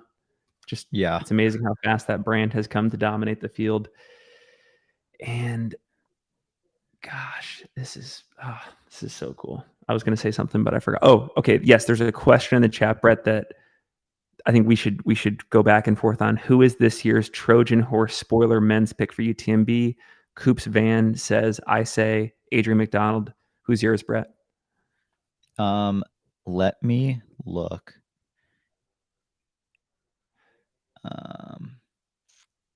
I mean, I gotta say Ben Demon. Yeah, I like Ben. I think Ben Demon, and like, I don't think he should be in that conversation of like, oh, of course he's going to be really. I think he's very much to largely the American audience, even though he is American, a random baller. Going outside of him, who is the Trojan horse to break up the top 10? I mean, does Dan Jones count? Like, I wouldn't expect him to be in the top 10. Yeah, Rod Farvard. he's just so well regarded by like the Yeah. colleagues Like, of the we sport. know he has a high ceiling. He's very much like Matt Daniels, actually. Yeah. And I'm not just saying that because he's also tall. They have a similar like running background pedigree. Like, they're both quite fast. Yeah. Hey, look, there's Leah. Yeah, Leah. Leah on the start line. That's on the very front. That's unlike Leah. That means she's forcing herself into a 6-minute first mile. What if this is the race where Leah just says like, F it. I'm going out with Courtney and I'm just running every step with her as long as possible. I didn't predict that, but my internal prediction was that she was going to race more aggressively than she normally does.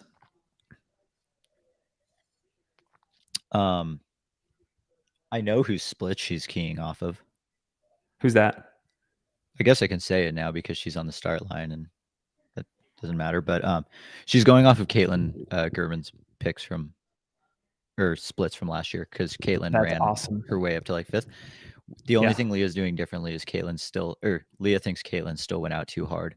So Leah has splits based off Caitlin's run, and they don't like Leah won't pass Caitlin's ghost until 30K to go. Brett, we've got a Squirtle the cat sighting here. This is let's come up. Hey, buddy, Squirtle. how you doing? My cat just behind this couch is the beanbag chair. Yeah. And Kitty is getting, you can see the top of his head. He will be in that beanbag chair for the next 5 hours. My cat does not do what your cat does. Although, damn, dude, my cat freaking was sleeping in my arms last night. He stood up and his hand slid down my armpit and he just sliced my armpit open in the middle of the night. Like, there's just a huge red line. Like, I bled out of my armpit last night because he slipped and just like extended a claw and it just ripped down the inside of my armpit. Now I know, because of how much that hurt, I will not get a tattoo. I will not get a tattoo there. Jeremiah said, Brett, the master of all beanbag chairs. Yes, Jeremiah knows firsthand the experience I have with the love sack, bringing his back to life at his house over in Michigan Bluff. Jeremiah, you gotta upgrade to the I don't even know what it's called, the biggest one, and I don't want to call it the big sack, but the big sack. Squirtle best starter. That's debatable. I'm actually, because it's been so smoky in Ashland last week, I decided when I was doing a whole bunch of treadmill running, I started the very first season of Pokemon again on Netflix. How far in are you? Gosh, dude, I'm probably like 15 episodes in right now already. But like, I mean, I guess for Ash, it was a Pikachu starter. But like when I played early Pokemon games, I always went Charmander as my starter, which is probably the easy cop out because like the first few gym badges up until Cerulean City with Misty, Charmander's easy. Squirtle's cool though. I like Squirtle. Squirtle Squad. For the audience and for you, if you see me looking away, it's not that I'm not interested. I'm just publishing another reel. We've got the women's leaders videos up. I'm just getting those live. Okay. Cat scratch fever. Can you get a fever from a cat scratch? Is that a thing?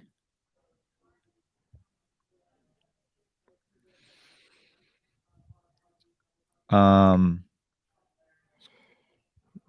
also through Valor Scene, Dakota Jones was 5 minutes behind. Oh, wait, the tracker shows Jonathan Albon ahead of Joshang Shen out of Valor Scene. Oh, you're right. He passed him through the aid station. Yeah. Albon put a minute on Joshang.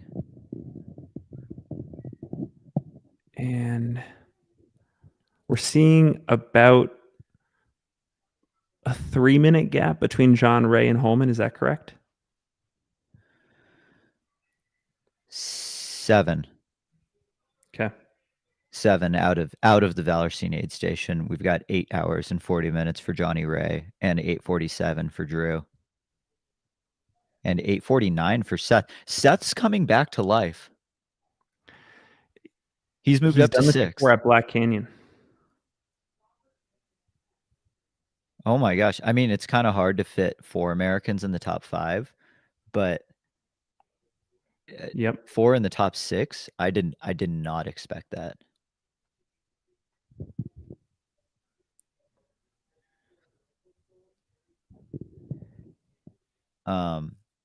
Did you have Emelise von Avis in your top 10 on CCC? I didn't. I don't think I did either. I got to take a look.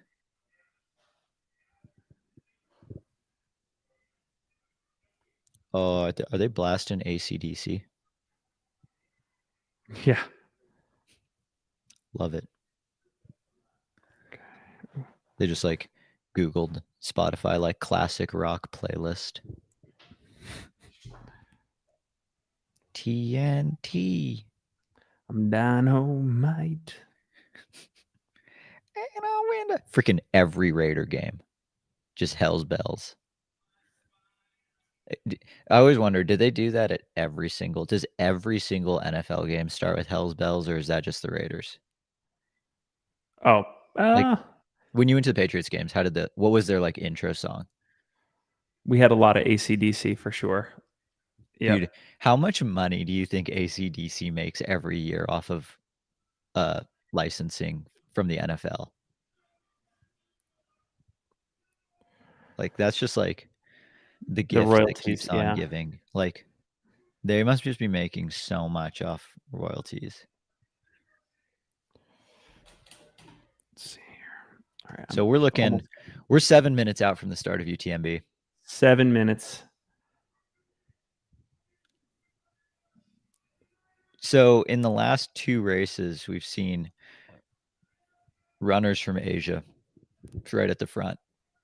Traditionally, that's how it's always been. Like that's just the racing style. Are we going to see that in a couple minutes?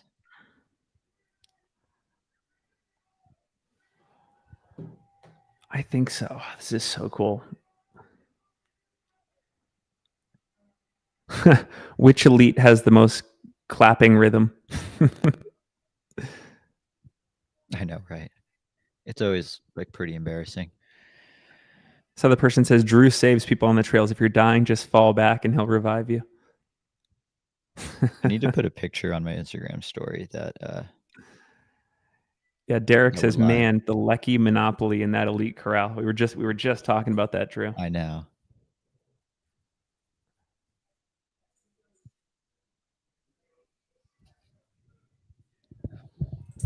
Five minutes.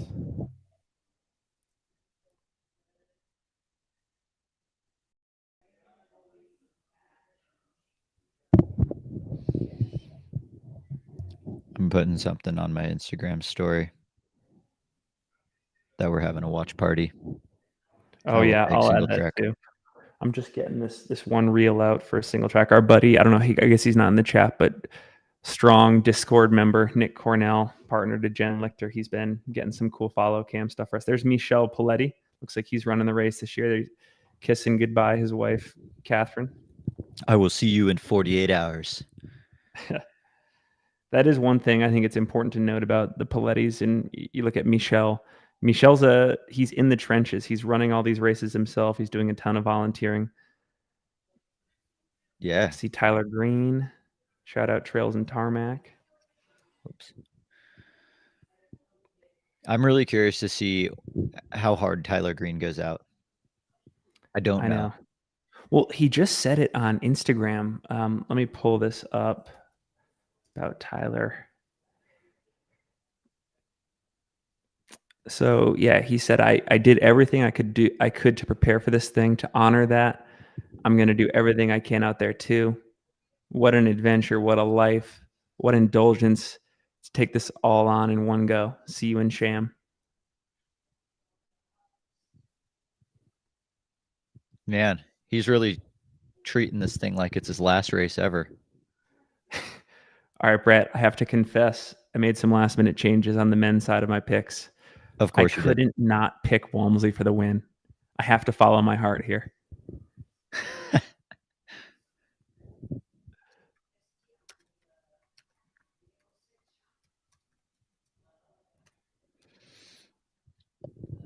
Someone in the chat said only 38 watching. Dude, if there was 38 people in my living room right now, that would be crazy. I know. But you're right. Tell your friends to come join us for the watch party. Oh my gosh, yeah. In the chat, I'll never forget when Alex Nichols got tripped and in the first 100 meters, which caused him to drop out. I was so sad when that happened because Alex was in such good shape. Shouts to Alex Nichols, also a Trails and Tarmac coach. Yes. Also, Alex Nichols is coaching David Hedges in this race. He coached David to his Nolan's 14 FKT. David doing the Nolan's UTMB double.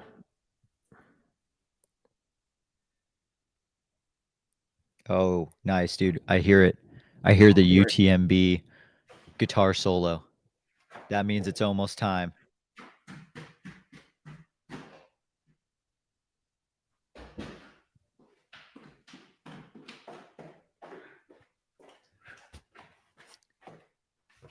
So the question, we kind of answered this question on the men's side of who's like the Trojan horse to spoil the top 10. We had a few names. On the women's side, you know who I think one of the names is going to be, if her body allows it, is Amanda Basham. I was just going to say 100%.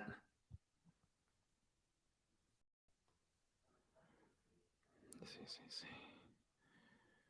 UTMB.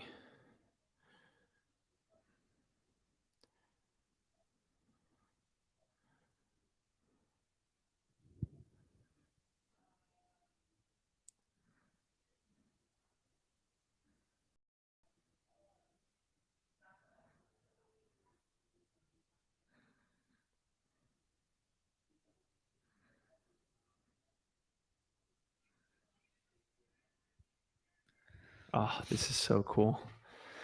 90 seconds, Brett. All right, oh crap, I forgot to tag you. Let me delete that. Try that again.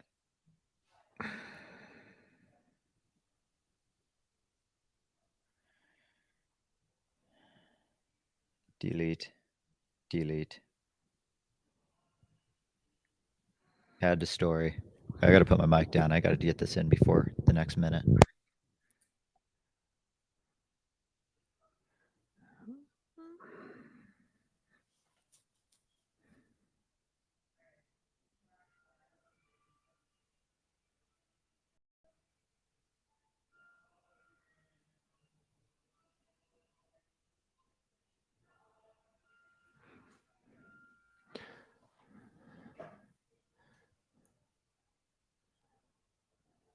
I would argue this is the most special moment in our sport each year. Here we go. And we're off. Please, everybody, stay safe. This first mile.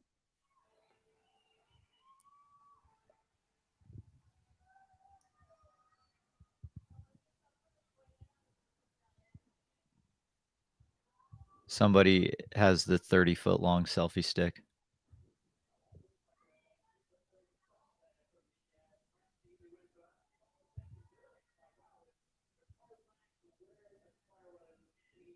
Did they say the race started 15 seconds early? because people just started running.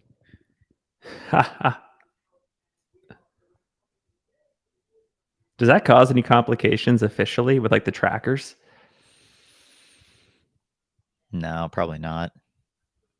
Like, I bet all those people just get 15 seconds free because it's like the race started. It's time. Time really doesn't matter because it's not like 20 people started 15 seconds before everyone else. It's like everyone started at the same time. They all just started a little early, so I don't think it matters. It's kind of funny though.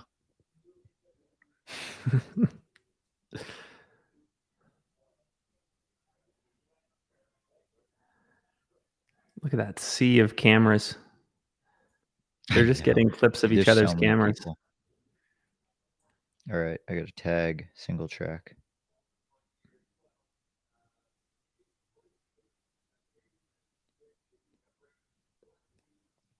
Okay. AZ Ultra says, not picking Walmsley for the win this year is like not picking your school to win it all in March. Any year they have a real shot. I think he's referring to March Madness. If you don't and they win it, the regret is just way too big. That's funny. Yeah, that's funny. Do you have a better chance of winning March Madness or UTMB? Like, if you make the tournament of the top 64 and you pick the top 64 people at UTMB, I feel like it's like almost a similar crapshoot. Joe Bernal in the chat says, man, I've changed. 10 years ago, I would have been pulling all-nighters for a whole different set of reasons. Now it's to watch running halfway across the world. Truth. All right, I got to open up another tab so I can have UTMB and CCC tracking going. Oh, and to Jillsy in the chat, and for anyone that's confused, this stream that Brett and I are doing is just a watch party. So we have the UTMB live on our TV screens, and we're just sitting here watching the race as two fans. So for folks that are wondering, where are the shots of the race, we're not allowed to do that. We're just companions here watching everything unfold on our TVs and talking about it here. Yeah, so like I think the proper format for this is to pull up another YouTube tab, go on UTMB's main YouTube page and pull up their official live stream, and then I guess crank both of our volumes accordingly. Pau Capel off the front. He's doing it. Pau Capel is attempting a 2019 recreation, which you love to see. I don't think it works anymore. Like, I don't think the story from 2019, right, where he called family members and loved ones at key points on the course. Yeah. You can't get away with this twice. No one will let you go. Like, it won't work again. Everyone let Pau Capel go first because everyone didn't expect him to win. That would be like if Trueheart Brown came back to Black Canyon and tried to go out hard again. No one would let him go. Right. Like, you can't win twice this way.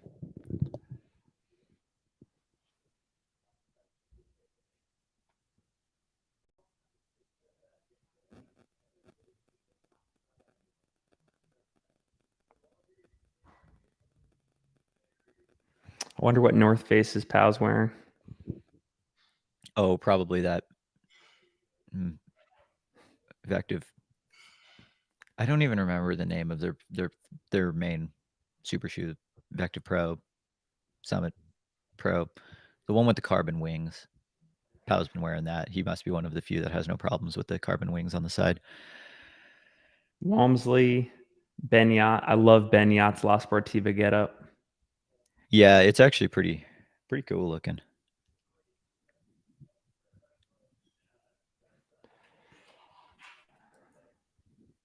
I wonder Pau's pace right now.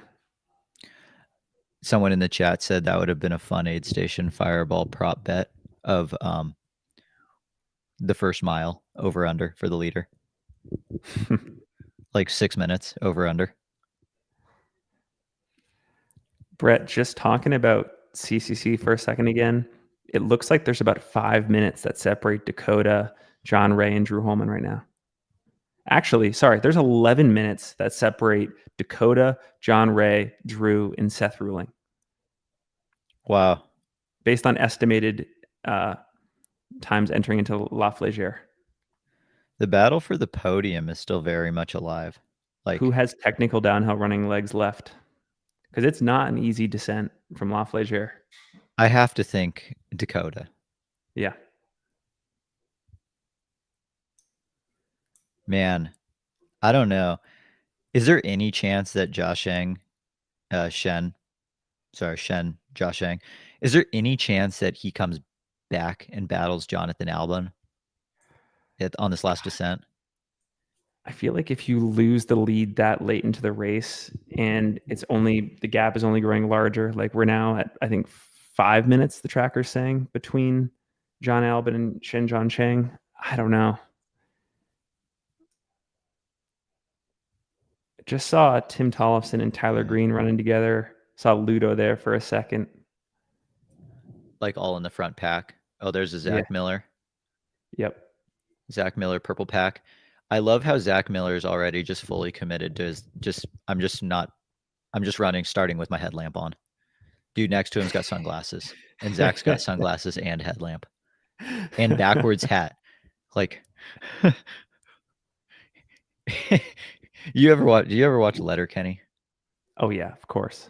When like one of the early episodes, like what's the main guy's name?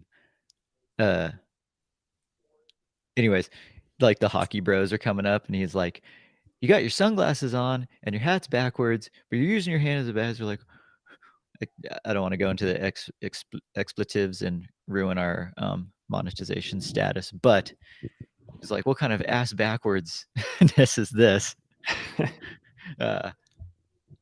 That's how I feel about Zach right now with the headlamp and sunglasses and a backwards hat. First of all, great show. If you haven't seen Letterkenny, go see it. I love Daryl and I love Riley in that show. But yeah. One thing that Tom Evans, I heard him say earlier this week, was that because of the week pushback in this race's start, it's typically like the last week of August. Now it's September 1st this year. There's 28 minutes less daylight. So typically you're getting into Lake Contamine and there's still some light, but you actually need to like change into your head torch and stuff like 30 minutes before that now. So maybe Zach Miller's just saying, it's a later in the year start for this race. I'm just going to go ahead and commit now. Yep. Question I have that I don't have an answer to is, how hard is it for the women to track each other these first few miles of the race versus, because like the men's field, it's just literally the front. Like you can see, you can keep eyes on everyone. On the women's side, they're dispersed amongst all the men. Like, do you think it's hard to keep tabs on where they are? Like Esther could very much be winning right now, but she might not know that. Totally. I feel like if I'm in that women's race, I'm just completely, for the first at least 15, 20 miles of the race, at least until Saint Gervais, all I'm thinking about is just getting into a good rhythm and not getting caught up in the hoopla around me, just settling in. Like once you get out of the confines of the city, just relaxing into a comfortable pace. And I mean, I guess you could say the same thing about the men's race. It doesn't race, matter. yeah. I see Jeff Colt on the screen. Like it almost doesn't matter where you are in the field at this point. Just do your own thing.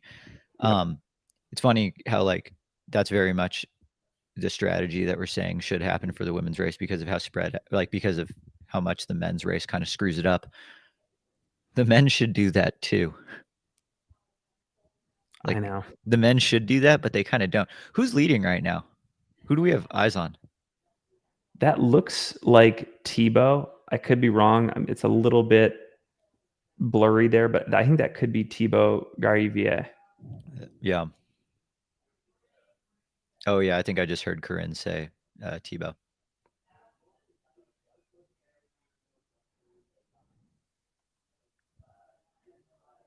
How many people are watching this race with us? 40 people. 41 people. That's solid. So, Brett, this is interesting. On the CCC live tracker, it's saying Dakota's estimated into La Flégère in 66 minutes, and John Ray is estimated in 57 minutes. And John is behind Dakota on the tracker. I don't understand that. Now, are they doing that math based off of John's pace at some point? We got Courtney and Esther running together right now. So cool. Just a little update. I wonder. I would love to know how they do the math on that. How do they math that out? The gaps, because like if John is climbing faster than Dakota, maybe that's why they have John getting Good to that point. aid station faster. I just wonder how advanced all their stuff is. Brett, I gotta say, I think I love Courtney's get up. I love the whatever it is, the waves or the lightning bolts on the sides of her shorts too. And then just like a neon.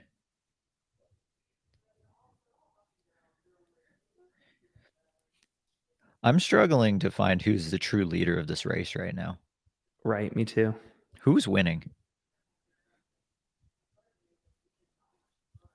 Dude, Esther and Courtney, is Esther saying right now, I'm going to challenge you and I think will so. destroy you? I think Esther believes that she can win this race. And to what we were talking about in the preview, as I think you were saying, this is probably the best chance all year that anybody in the women's field has to beating Courtney. It's with undoubtedly the best chance they have. Yeah, I mean, yeah, we were saying Ruth, but there is no Ruth Croft in the race this year, unfortunately. She got sick. Brett, those Solomon shirts are the blood-stained ones are kind of growing on me, I gotta say. Is Matthew Blanchard wearing a turtleneck t-shirt?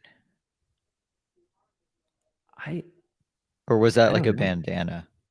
I think it's probably a bandana. I hope he has a custom turtleneck t-shirt, because if so, that's like one of the most French things I've ever seen. Does that Solomon pack that he's wearing, the white with the black edges, does that exist for the consumer? I'll have to take a look, but it might be the new Francois edition, like the S Lab Ultra pack. Gotcha.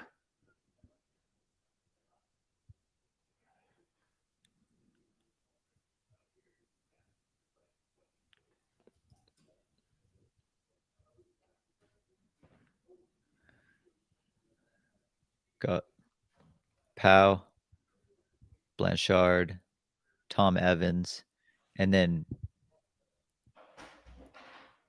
allegedly Thibaut Garivier off the front. Yeah.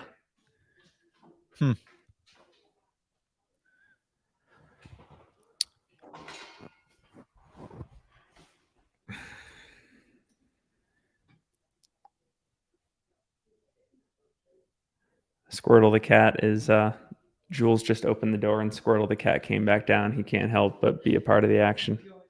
Oh, of course, of course. You got to make the transfer. He wants to be in the action.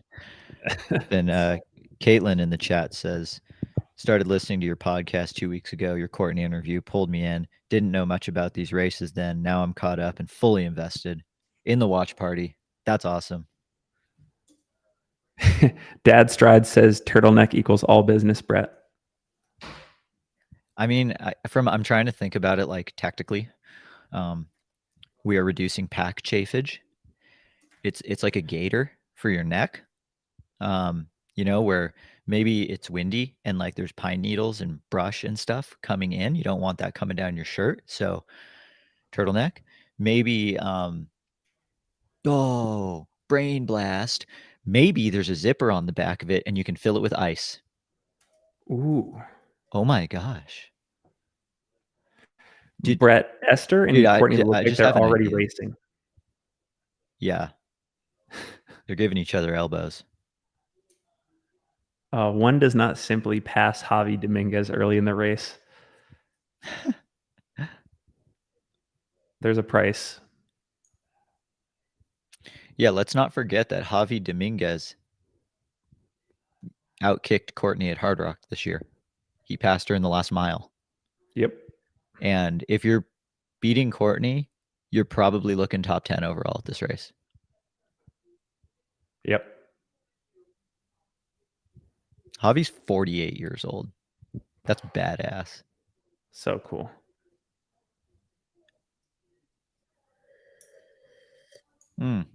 Where is It's a good Jim? would you rather from Jeremiah. Finn, would you rather win CCC or get second at UTMB?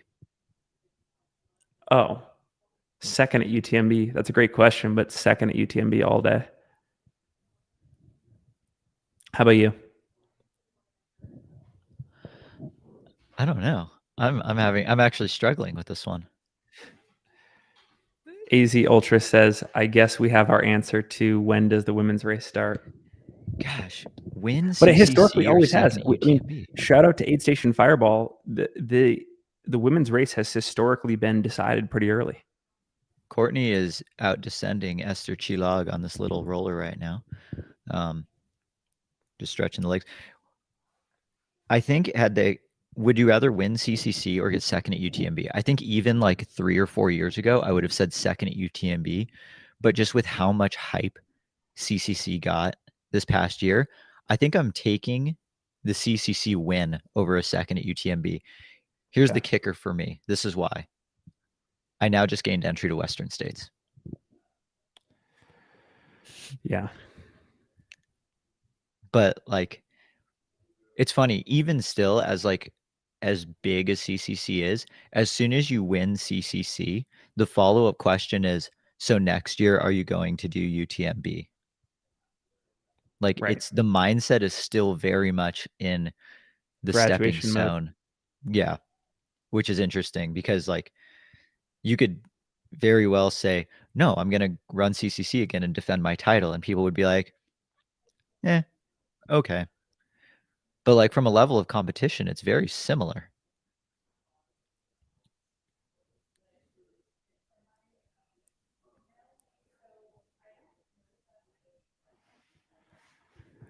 I'm trying to figure out who that person next to, I think Pow is in on gear.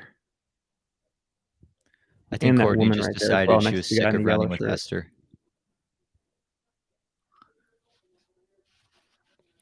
Yeah, Courtney's moving Courtney hard. already looks better now than the start of Hard Rock. I will say. 5 minutes into Hard Rock, Courtney didn't look this smooth.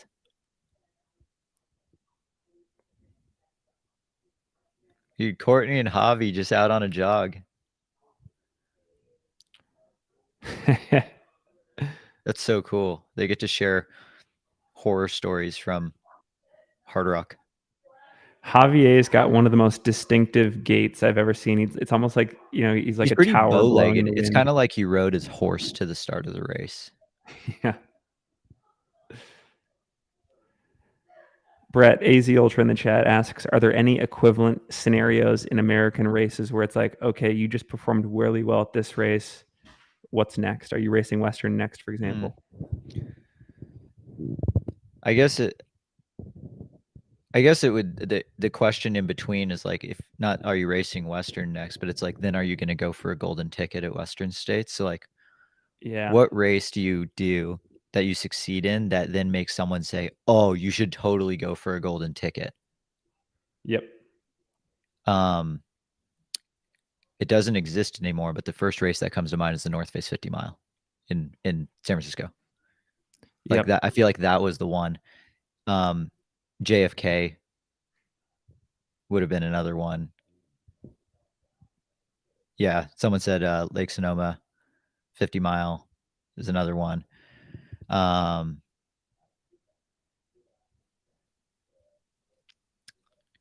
couple others that like have really great history that aren't as competitive anymore, that are very much, if you can get yourself into the top 10 like historical times, I would then say, oh, you should go for a golden ticket, is the Waldo 100K and the Miwok 100K.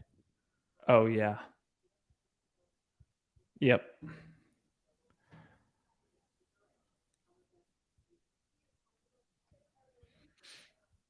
Let's see here. Dude, I want to know what the gap is from Tebow to the Peloton.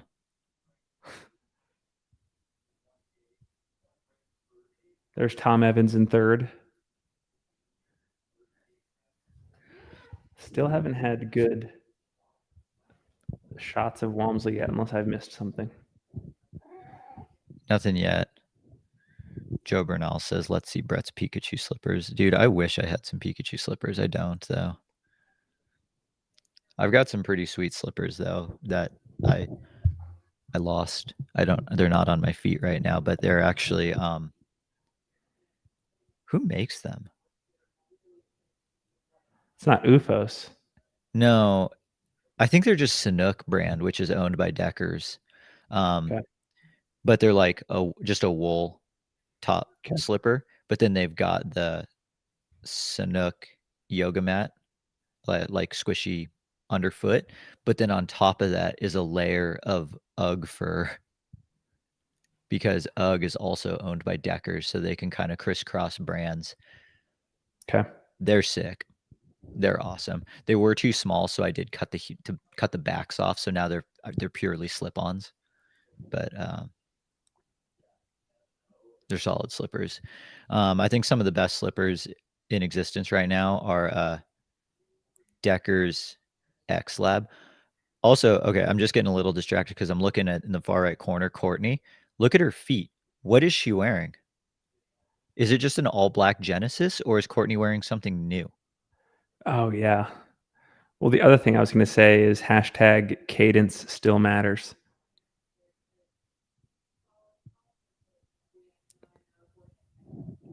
Trying to listen to Corinne to see who was in front of her. There was two women in front of Courtney.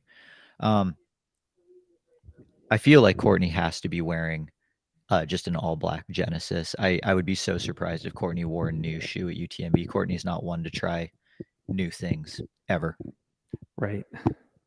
Like, it took so long for Courtney to even switch from the S Lab Ultra to the Genesis. And then this year she's done every single race, I think, in the Genesis.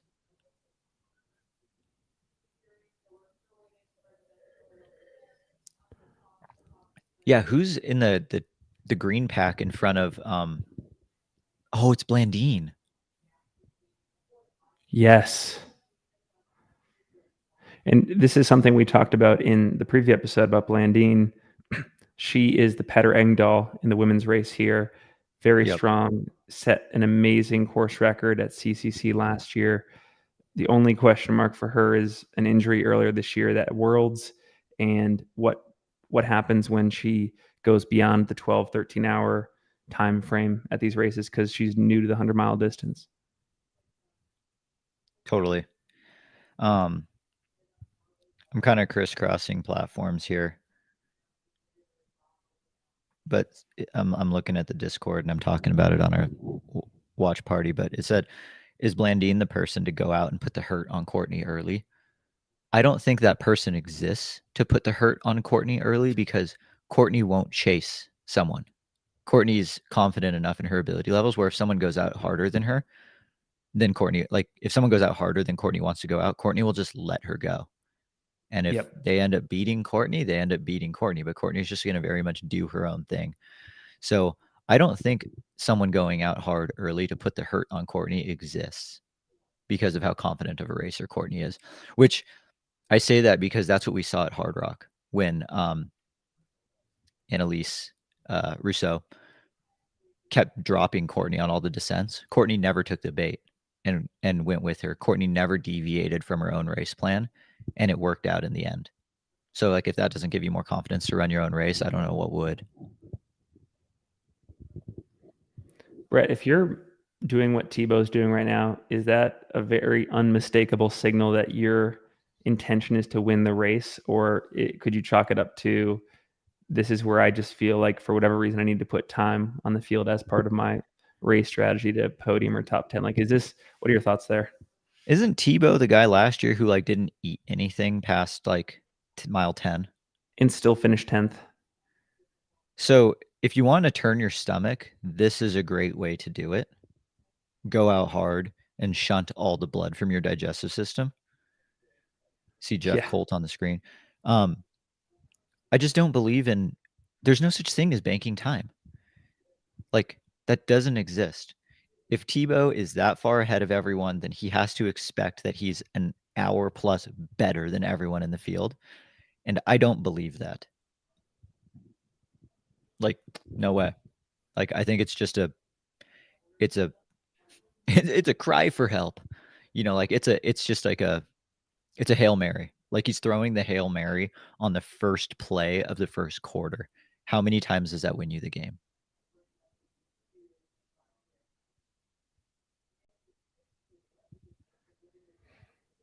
Is there anyone in the chat that sincerely believes you can bank time in an ultra? Doesn't work. Still looking for Ben Demon. How tall is Ben Demon tall? I actually don't know. I think he's decently tall. I bet he's like 6 foot. Is that pow? Pow pow pow pow. Are you saying pow or paw? Okay. Pow pow. So we're that I guess that's not Tebow. That's in the lead. It's Duncan. I cannot pronounce that name. Perilat. Periot. Ba-da-da. But I'm gonna go check it out in Free Trail. Yeah. Let's get some. We need to get some deets. Aid Station Fireball says 1. Finn, check the Discord. 2. He's a French marathoner.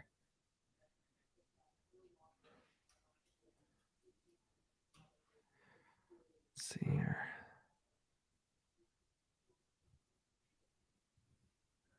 Wait, really? The guy leading is the guy with the Mega Grip Super Shoes? The Rocket X2 with the Vibram outsole? That's the guy leading?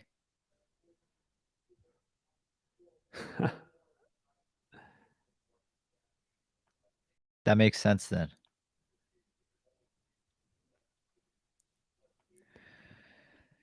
I wouldn't have guessed marathoner. That doesn't really look like a marathoner stride to me, but what do I know? Now you're right. Well, no wonder he's in the lead. He's wearing a road shoe, and this is the most runnable part of the course. He's got that 4% over everyone else.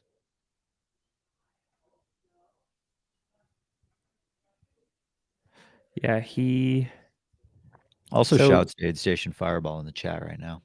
He's run a 2:12 marathon. Watch party. 2:12 marathoner. It's pretty good. Okay, so follow-up question. Sure, he's a 2:12 guy. To me, that means nothing for UTMB. What kind of trail results does he have? Like 2:12 talent is nice, but is he good at running trails? This guy actually does genuine. If you go look at Tebow Garivier on Google Images, they look the exact same. This is a doppelganger. Doppelganger. He will be in the lead until he gets launched off the smallest pebble. I know they've yet to hit rocks. Dude, Finn, we've only got an hour left on this first watch party session. Wow. I feel like that actually back again? When's your Cairo appointment over? I mean, it'll be over in like 2 hours, but maybe I should. Oh wait, I can't schedule the next one until we stop streaming this one. But let me look at that email that I sent. So, oh, that's the wrong email.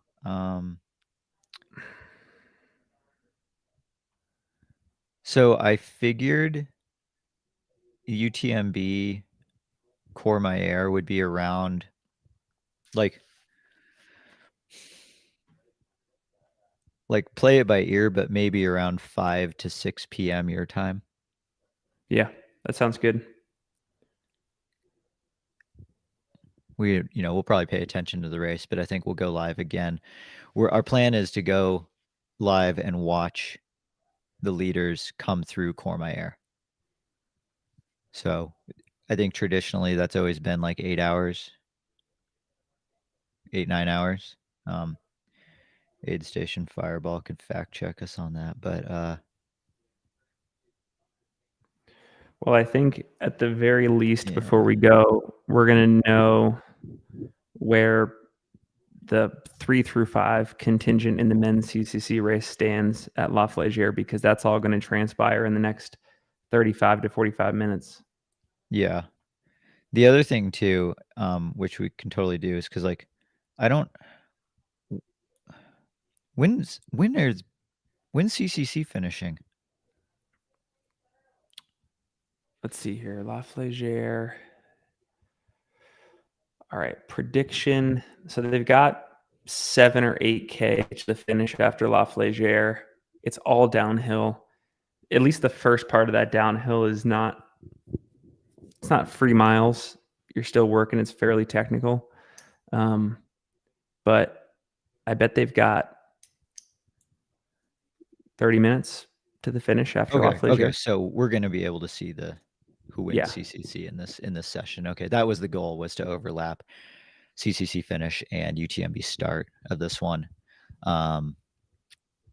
Yeah, I guess I have to leave.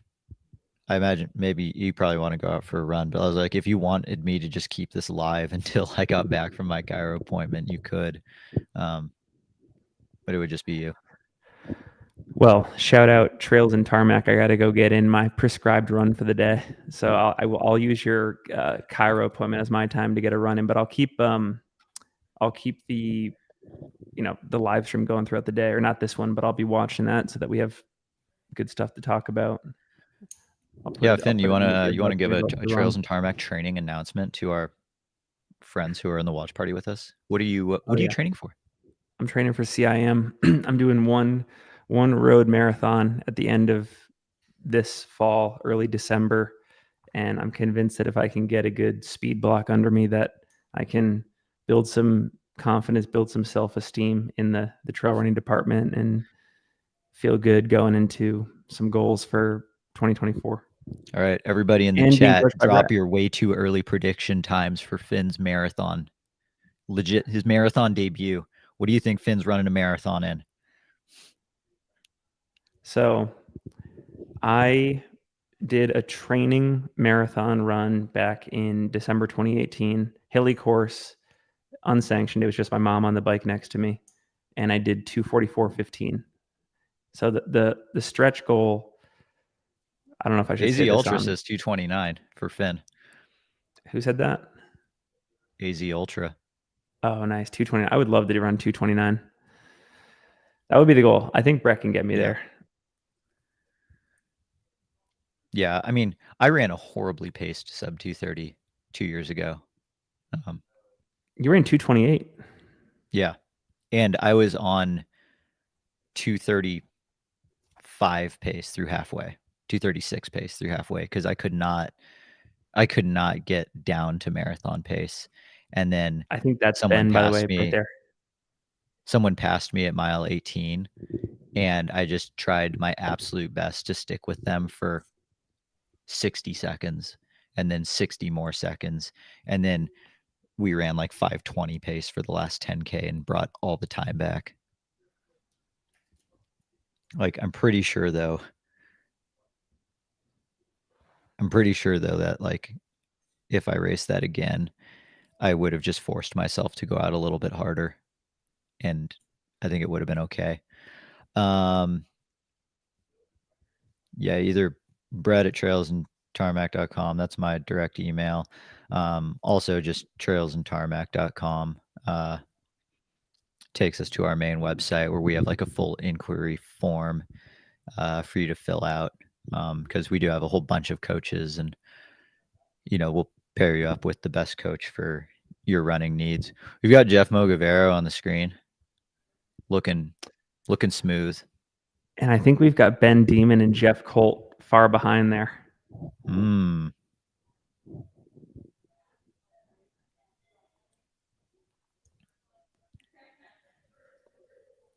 I could totally see Ben Demon and Jeff Colt being kindred spirits and like working together this race. Yeah. I mean, Jeff Mogavero as well. The only one who really seems like they actually would have raced more aggressively is Ben. Yep.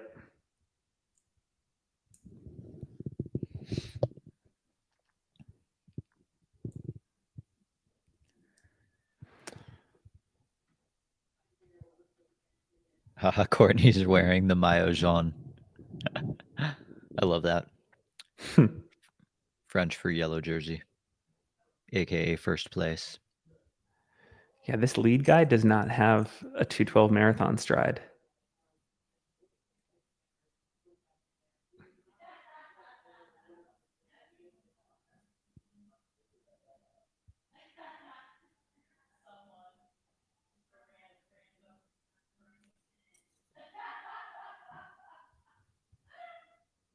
I can hear Jules laughing. Jules has a very booming, room filling laugh. It's the laugh heard around the world.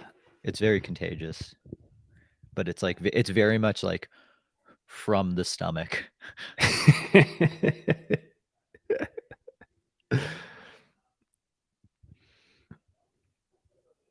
Gosh, I'm having flashbacks. Speaking of Jules, I'm having flashbacks from last year. We did this part of the TMB route, post UTMB last year. It's so beautiful.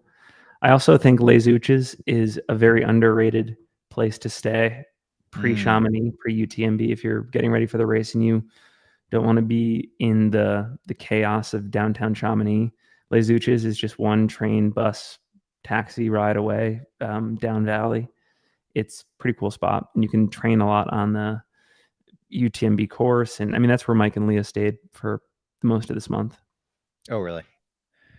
Someone asked for an update on the leaders and where they're at. I mean, pretty much the update is what was the name of the marathoner off the front? There's one guy who's a 212 marathoner. Duncan Perriot. Duncan Perriot. Yeah. He is off the front, and he's a marathoner, very fast.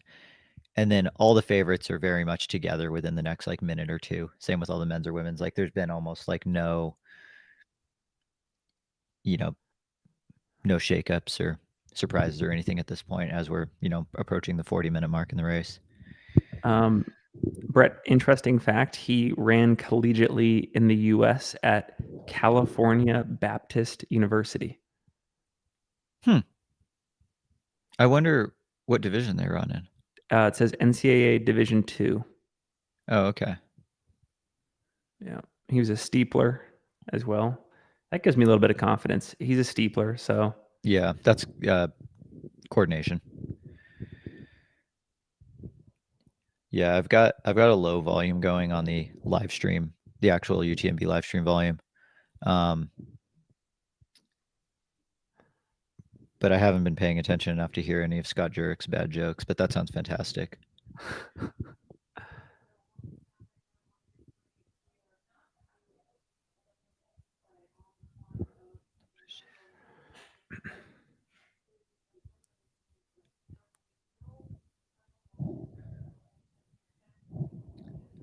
This climb right here that we're seeing for the CCC leaders, this is where I met my maker in 2021. It is extremely tough. You're looking at people like John Albin who regularly climb 40K a week in training. It's just so humbling. They're leading the race and they're hiking this thing, the final climb, and they're hiking it. Mm-hmm.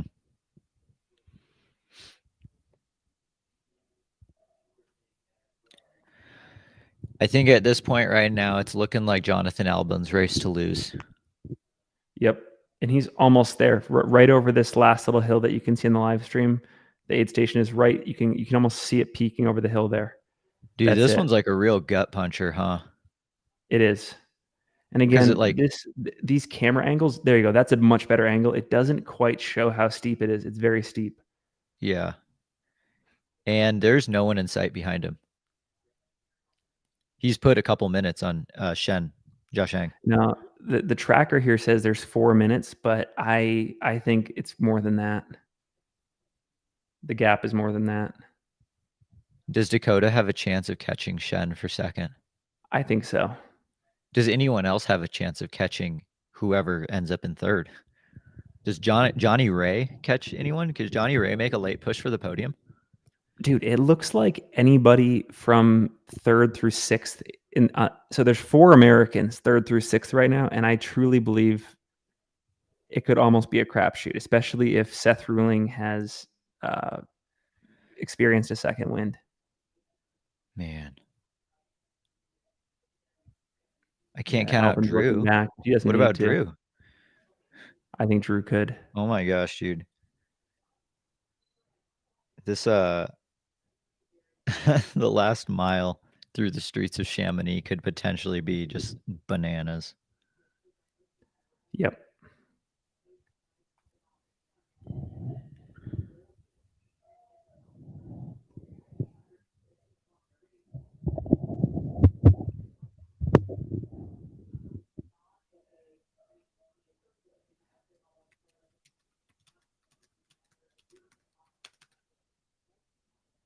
Yeah, Corinne on the live stream saying transitions count, they matter. And I think that'll really be key at this aid station. Like I'll be at La Flégère here. I'll be watching, curious to watch how people go through it. Are you going to see people like Dakota and Drew just like burst right through and just deal with whatever's in their pack? Does anyone stop to take anything? At this last aid station? Yeah. Gosh, I mean, to an extent, you still do have to take care of yourself, but you're so close to the end that like you got to start rolling the dice. Yep. Quite a bit. Like if you're protecting your podium, like I'm sure Dakota blows straight through the aid station. Like maybe he'll fill a bottle, but like that's got to be it. Dakota's always been so fast through the aid stations. Why would he slow down at this point?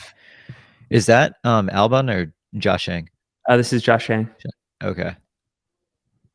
So yeah, probably what, 4 or 5 minutes for Albon to get to that spot? Yeah. Okay. Whew.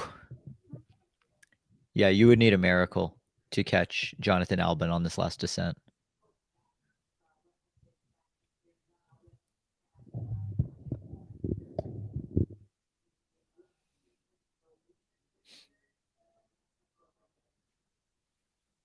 The ticker at the bottom says Ingvild Caspersen just passed the Valersine feed station, the glycogen store, as we've called it.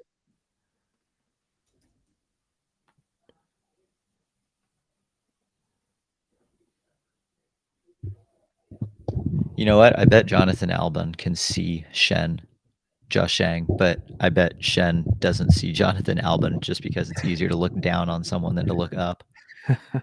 I have the high ground, Shen.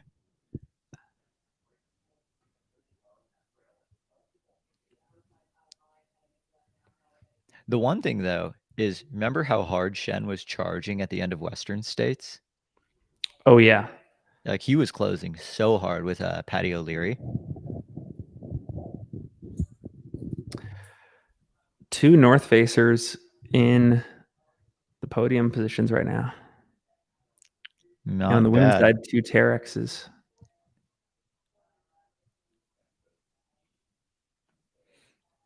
Brett, we've now got 5 American women in the overall top 10. Dude, at America CCC. is having a day right now at CCC. Yeah.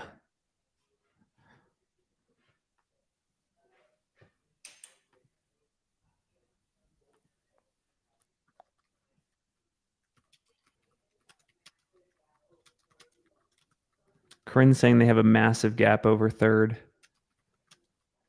Oh, okay. Which is true. 30. I mean, if we're following the tracker, 30 minutes. Okay, the tracker's estimating Albon to get into Chamonix in 37 minutes. I think he'll go faster than that, but I bet Aid Station Fireball has splits for the top here to the finish. But I think the OCC leaders yesterday were the fastest they were doing it was like a half an hour.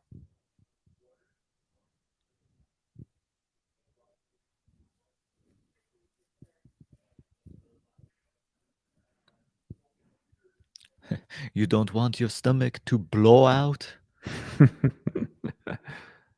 True. Yeah, this looks steep. It's steep. It's loose. Yeah, like if You your do have legs to, aren't even though it's a moving, downhill, you have to will yourself to get into the motion at this point if in the your legs race. aren't moving with much fluidity, this descent would hurt because you definitely have to like roll with it. Even the camera relays how steep this descent is. Sometimes there's just like depth perception issues, but Mm-hmm. this is telling a good story.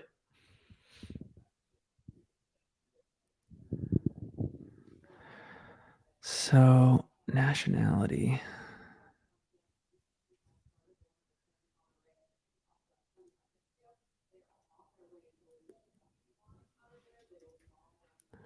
United States. So, there are 10 Americans in the top 40 right now.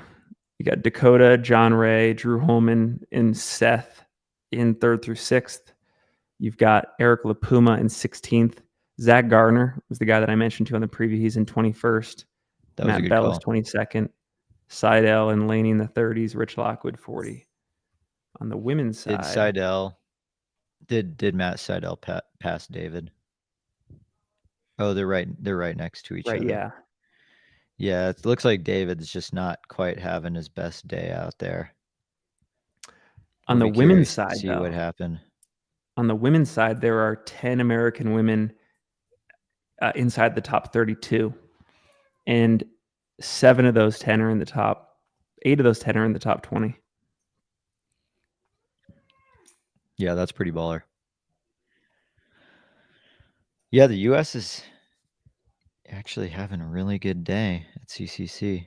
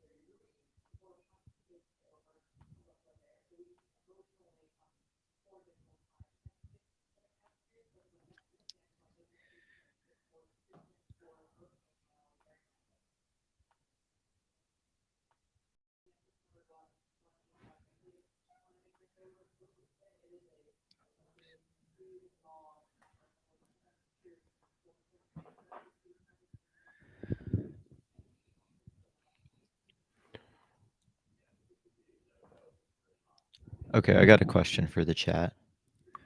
If we're speaking purely shoes and gear, who are you picking to sponsor you for your UTMB race?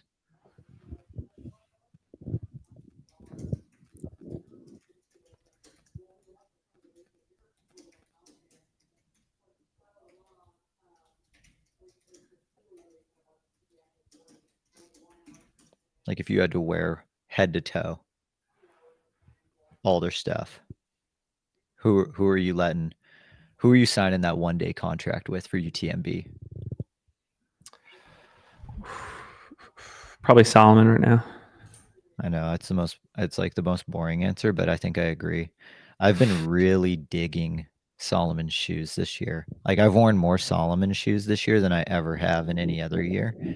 And I never thought that I would consider running really, really long in them, but now starting to finally get to log some miles in the S-Lab Ultra 3 V2, I could totally see myself running UTMB in that shoe.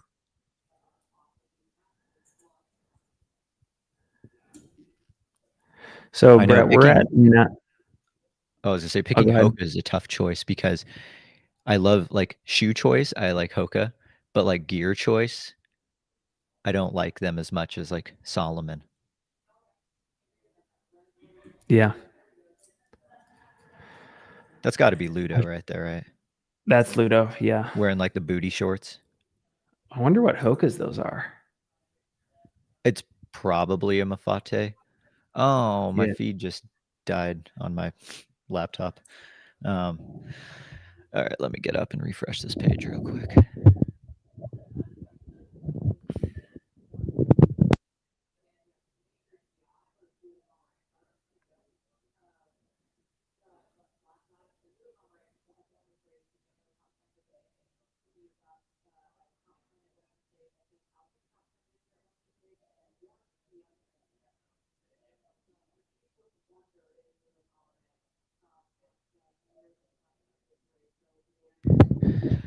Yeah, that was another person in the 45 plus age group, Ludo.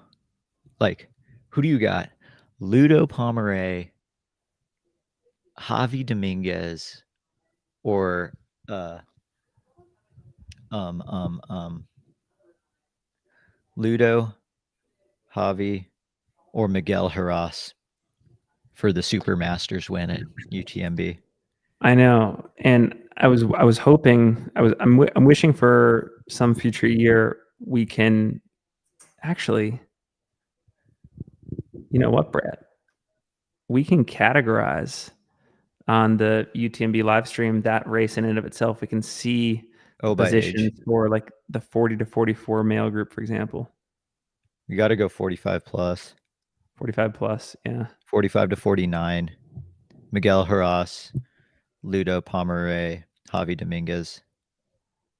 They're all in that category. If you look at That'll be a CCC, there's fun sub nobody race. in that age group in contention. The Yeah. highest placing person's in like 46th place. And that's the difference between a 10-hour race and a 20-hour race. Yep. There's been some good answers. Well, okay, so they said plot twist. What about polls? I feel like because almost nobody is making their own polls anymore, polls don't count. You can run in whatever polls you want. See, that's a tough one for like Brooks. Like Brooks doesn't make any packs. They are partnered with Ultraspire though. So Yep. maybe if you pick Brooks, you actually get your pick of Ultraspire packs because they're like an official partnership. It's kind of like how Hoka, and maybe they still do, but at least until recently, they had that Rabbit partnership for a lot of their apparel. Mm-hmm.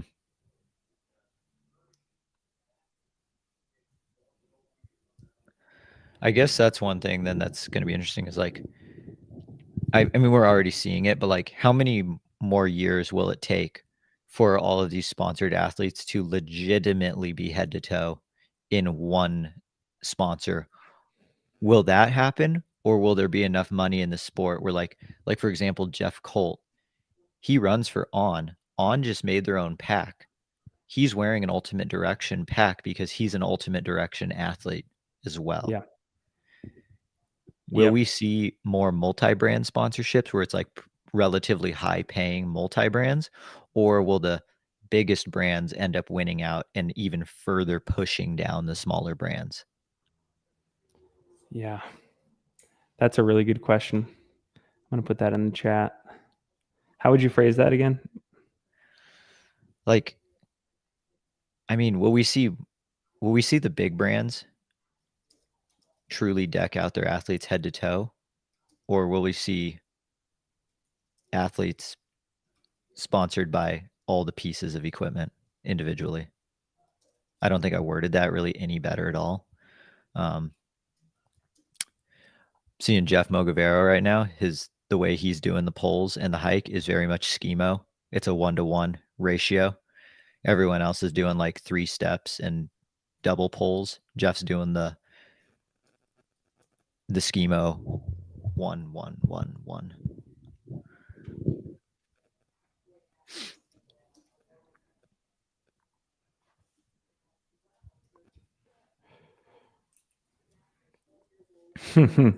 This is reminding me of the Tour de France a bit when you see all those cyclists being aggressively cheered on by the crowds. I love that even on these more remote sections of the course, there's still throngs of people. Yeah, super cool.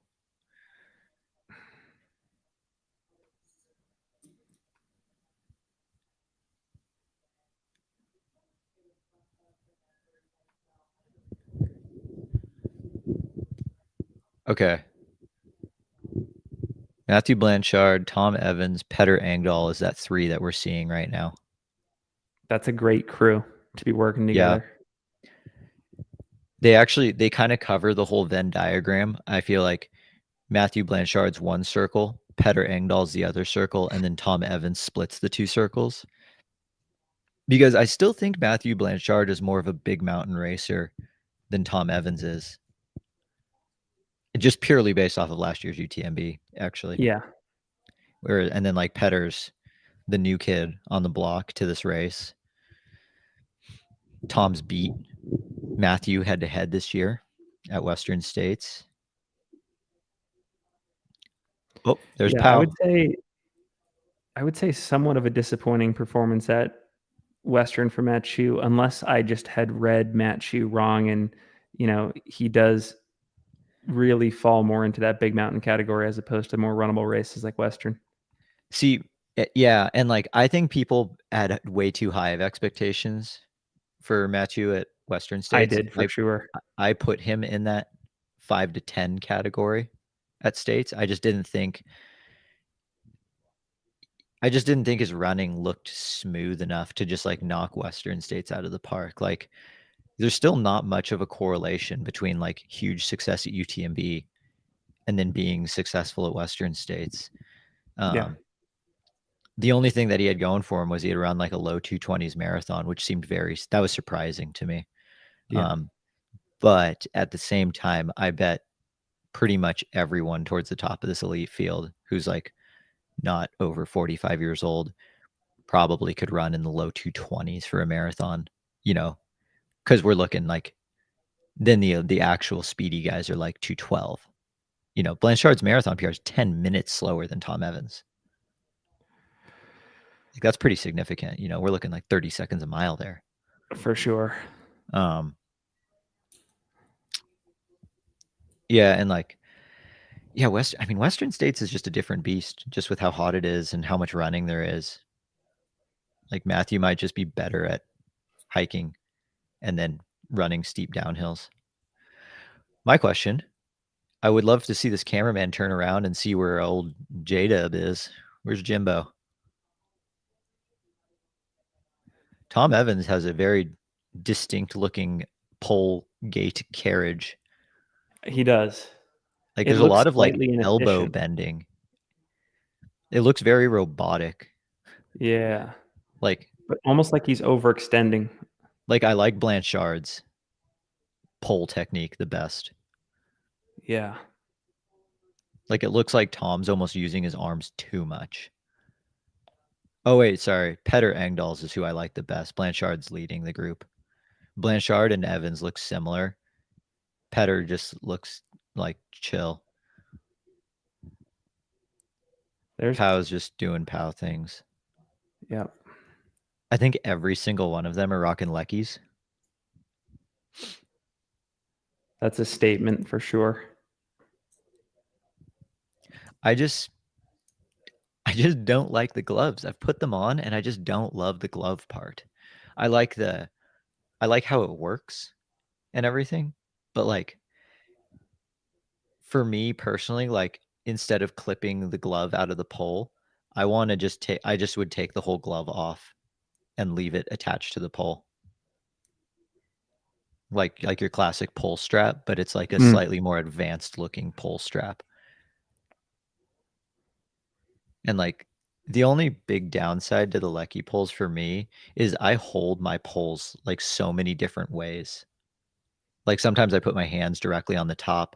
Sometimes I hold it a little bit down low. Lecky, it's like you clip in and that's how you're holding the poles. That's a really good point. Sometimes I don't clip in though. And I actually like having those hand, whatever you call them, clips to honestly use as like protectors if I fall and I bust up like the inside of my hand.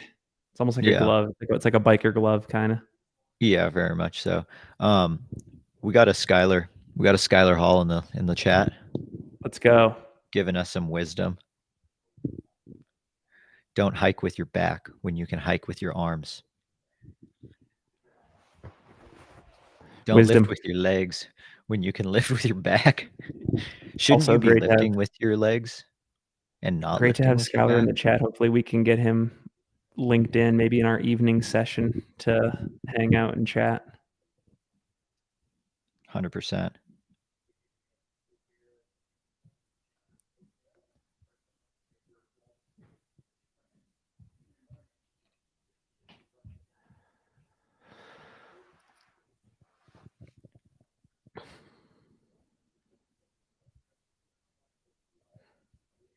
Brett, are you a proponent of going to the chiropractor for running, even just for maintenance?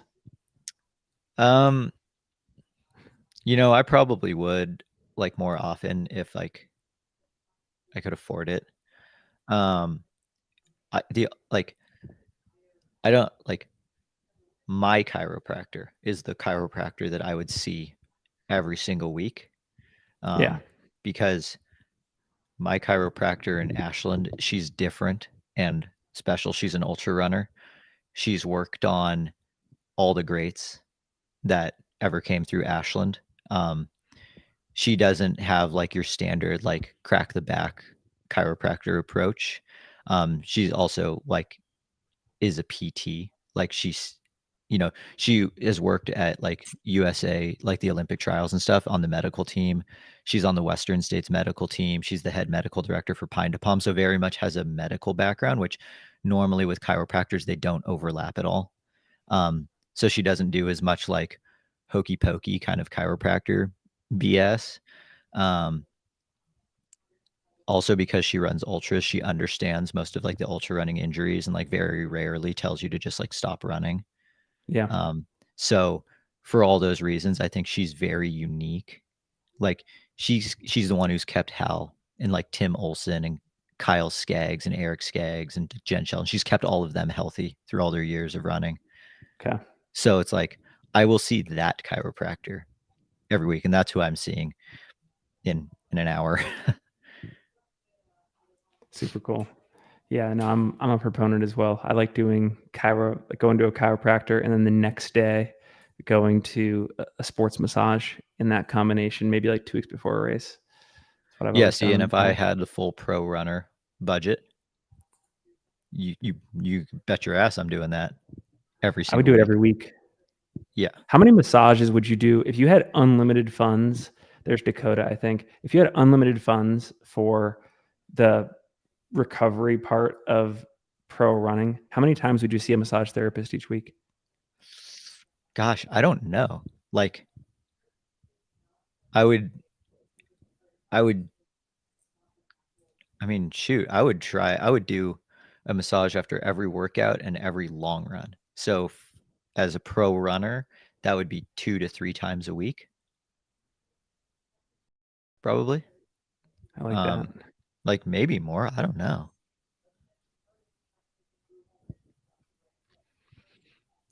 Finn, have you ever done cryotherapy? Like have you ever gotten the cryo sauna? I've never done it. I'm open to it. There's actually one right down the street from where we live. Yeah, I've never done it either. I've always been super curious. I mean, that hyperbaric chamber as well. Yeah.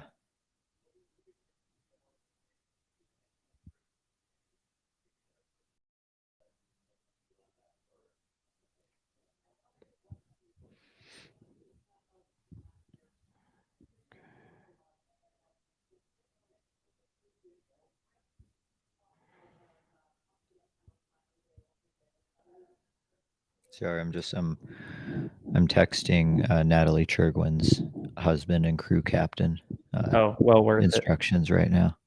Well worth it. We're talking ketone strategy. Is she taking Actually. ketones? Mm-hmm. Ray just was like, is there such a thing as taking too many ketones? And I'm saying like you can take them too often, but you can take them pretty much indefinitely at the correct intervals.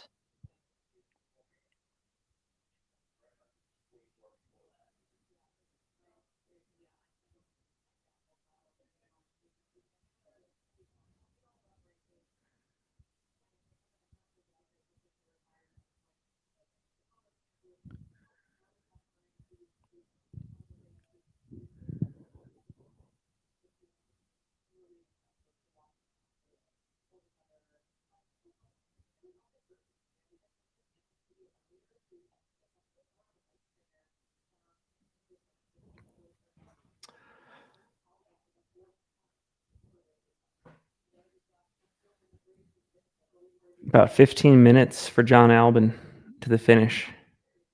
Right on, right on. So we'll, at the very least, we'll catch the winner of this race before we have to shut down.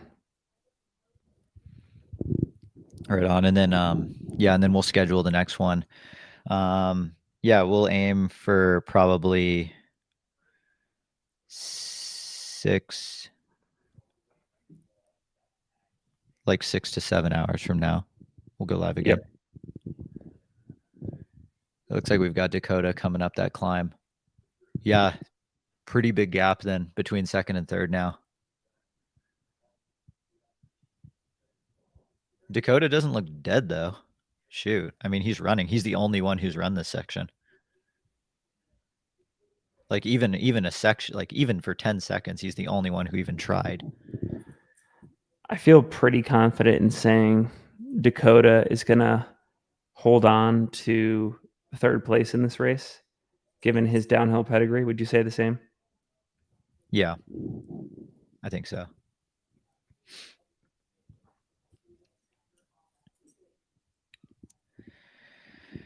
Yeah, the only reason I think Dakota loses the podium right now is if like Johnny Ray or Drew Holman is eating up a ton of time on him on this climb and then has enough time once they get off the descent to make up, say, 60 seconds or 45 seconds in Chamonix.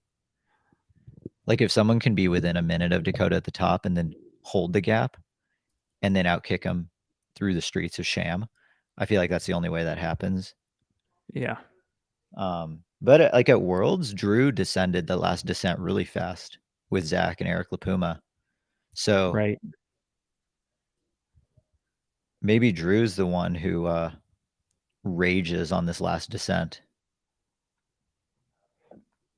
So John Albon has had quite a few years in the UTMB World Series Championships. He won OCC in 2021, took second here last year in honestly in a pretty similar time to what he's going to do today to Petter Engdahl, and looks like he's going to win today. So second win, and he's got wins now at 2 of the 3 finals. So when do we see him move up to UTMB? All right, time to graduate, John. You've gotten your master's. Time to get that doctorate at UTMB. Yeah, see, I always wonder if like will that narrative ever change? AZ Ultra, Dakota in the Cadence Still Matters camp. Yes. Hell yes. Hashtag Cadence Still Matters. Shen looks pretty good descending right now. Yeah. It's hard to say, like purely just off of descending pace, but it looks like Shen's going at least as fast, if not faster than Albon right now. When you hit La Floria, which is what Shen just did, it's the UTMB equivalent of that final bell ring on the track, that lap bell. All right. Where is that? John is in the streets of Chamonix. Well, he has to do one yeah, across. So is this considered the streets of Chamonix? He's like just right outside of it, right? Yep. He's like right there. He's cutting through the city trails right now. Okay. I think a mountain bike is following him. Yeah, shout out. This is not easy stuff to get through, and he has to go over this bridge. Oh, yeah. Definitely the bike. Over this bridge. Okay, so the question is, you're running well. Like no one's passing you when you run these stairs. No. Okay, so Jonathan Albon has just reached Chamonix, taken the stairs up over the road, is looking to be our CCC champion. I was so close to getting the podium right. Brett, you won back. Regardless, you won back some liquid death. Yeah. I mean, it looks like Shen is going to get second. So, and barring some sort of disaster, Dakota will get third, which, you know, I had Shen, Albon, Dakota. Instead, it's just Albon, Shen, Dakota. I'm going to get some solid points for that. But then I have Andreas Reiderer in fourth, and I think he was a drop. Yep. What about Peter Frano? Peter's great. He had a great CCC here last year. I'm actually surprised he is not further up in the field. Yeah, where is he? Eighth? Is he an eighth? Yeah. Oh, he's an eighth. Okay, I'll still get points for that. I had him at fifth. What about Thibaut Baronian?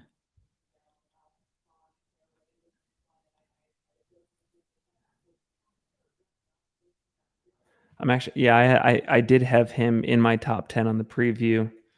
Let's see. Thibaut.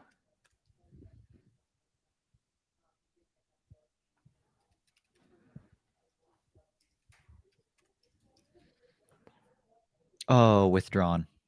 Yeah. Unfortunate. No points for Wow, me. this Wahoo presence is cool. Ooh, this is a Back good. in the day when I was getting coached by Gelfie, he was really big on those Wahoo bicep straps. Oh, I love it. I love them. Okay. William in the chat says, does this mean Dakota and Ray will get the 2 Western States golden tickets? Shen already is in Western States for next year, and I would not think Albon would accept it. I guess that's the big question. Will Jonathan Albon take a golden ticket for Western States? Oh, yeah. That's a great debate question.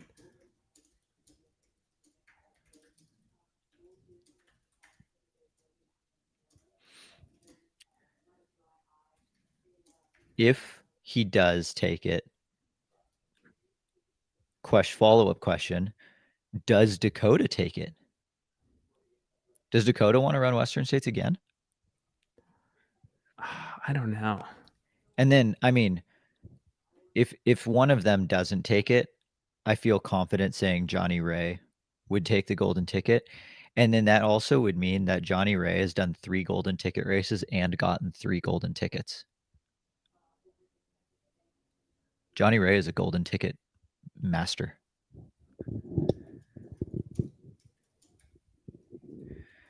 I guess the only reason why Jonathan Albon wouldn't take the golden ticket at Western States is because he's never run a 100-miler, right? And has very much been in that punchy, mountainous 100K and below type racing like resume. Yep.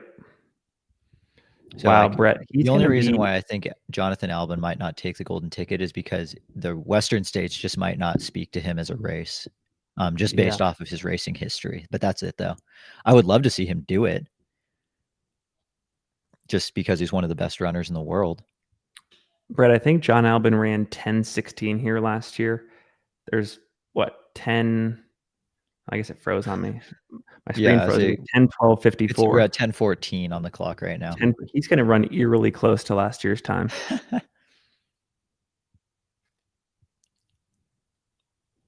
That's pretty awesome.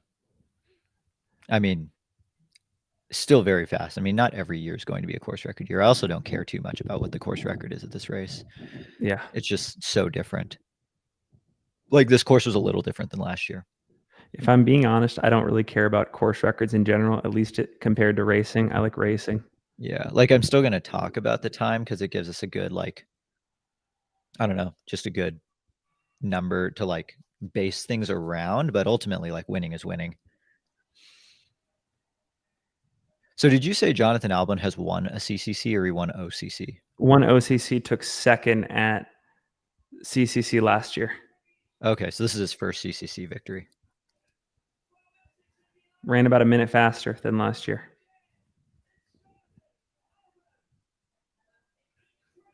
He looks tired.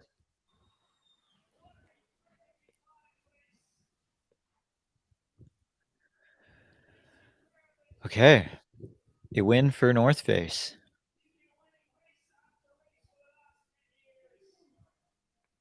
Former obstacle course racer. That's wild. A win for the North Face. What is it? Gosh, what is that shoe called? The Vective Summit? Summit I Pro? don't know. Is the word Summit? I mean, I guess I could look it up. I have the internet at my disposal.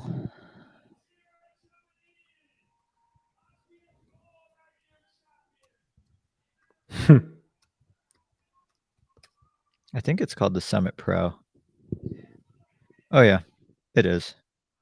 The Summit Vective Pro. Oh, he looks stoked now.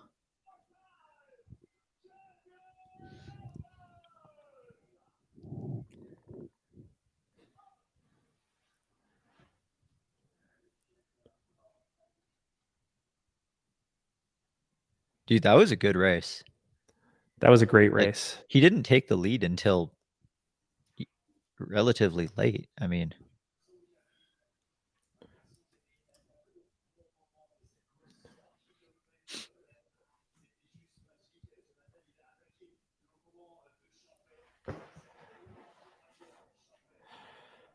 Yeah, I'm gonna look up his background to see if he's done a 100-miler yet. I mean, if Because he I did, would it would have been assume a he while would ago. be more inclined to just move up to UTMB as opposed to going to Western, taking that ticket. I hope he takes the golden ticket. I just want I want the Jonathan Albon name at Western States. I want to see Craig come out of the crowd and be like, "Here's your ticket." I mean, Craig's probably there, right? I think he should be. Shen's Yeah. going up the stairs right now.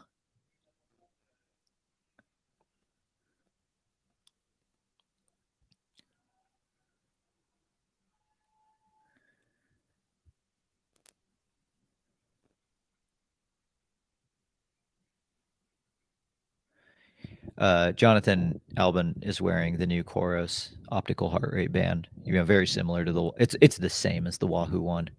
Okay. Just I'm all for if you want good accurate heart rate data, but don't want to wear a chest strap, get the standalone optical monitor and just connect it to your watch. Even though it's the same tech as your watch, being able to wear it higher up on the forearm, you get better blood flow there. And being a standalone monitor, you get more LEDs and they're brighter. Oh, super cool. Hey, you should do an ad read for Koros. That was really good. Well, I've done it for the Wahoo ones so much for Trails and Tarmac because we were having our athletes get them and we sent them to a handful of athletes a while back because it's the same exact thing. And like I wore the Wahoo one for like 3 years. I've just been doing a little bit less heart rate specific stuff. And my Garmin's optical monitor on my watch has actually been doing really good. But yeah, I'm all for the optical armband. Coros makes one.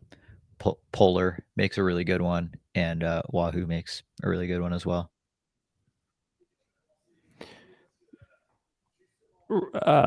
Someone in the chat says that Albon spoke about quitting racing after the World Champs this year. I think I did see him mention that in one of his YouTube diaries, and so that makes this win even more interesting. That he's coming off a existential low point in terms of his relationship with the sport, and Yeah, he had to like prove to himself brings it. do it again because I Yeah. mean, gosh, it takes so much effort to win a race like this. I mean, you're dedicating your whole life around this, Yep. and like most of the time, you don't get the wins.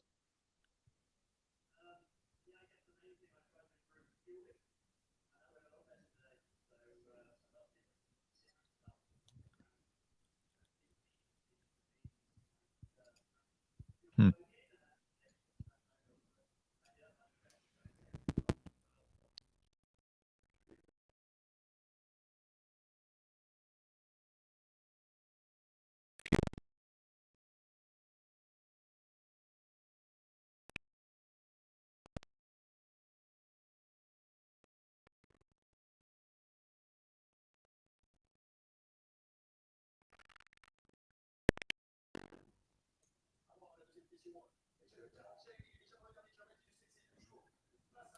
Brett, Emma Pooley is in first place in the UTMB women's race.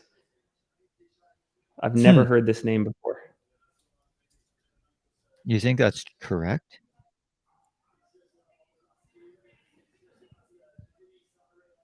Former professional cyclist.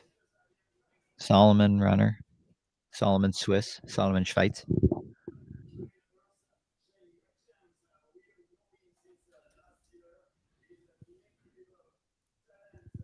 They're all logged. The top 5 all logged within 60 seconds of each other.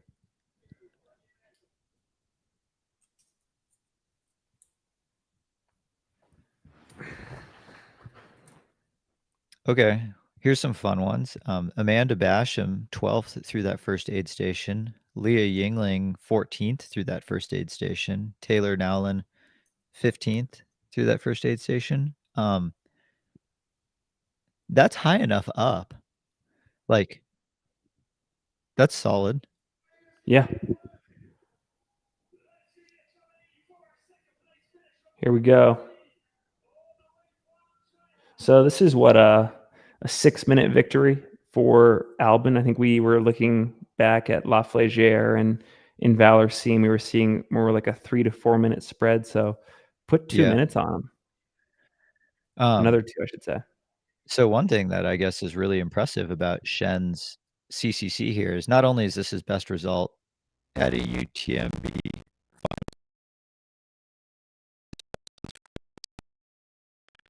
he got 4th at Western States. He did the double. He did the double, and he did the double really well. 4th at States, 2nd at CCC is one of the better doubles in recent year. And in the chat, I said, does Shen win the Breakout Runner of the Year award? Even though he got 4th at CCC last year, I feel like this Shen is like a much different level than last year. Oh, for sure.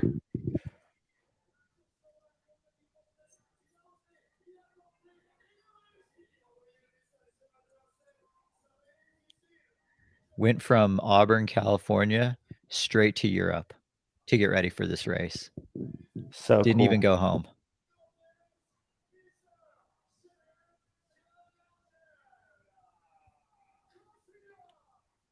Yeah, he looks great. He really does. This little dude.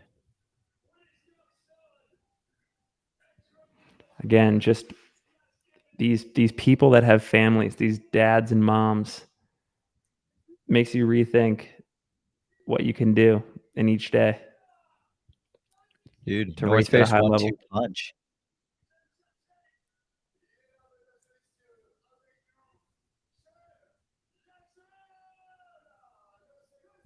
So what kind of headphones is he wearing there? They look like shocks. Yeah. Or do they go all the way around? Yeah, they do go all the way around back.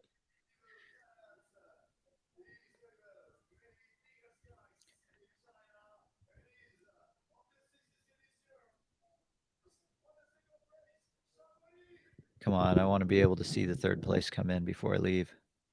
How much time do you have? Oh, probably 10 minutes, I think. Should be okay. I think it's going to be close. I think his head torch, if the colors are the main colors of, it could be Nightcore. Yeah. Which is actually a brand from China.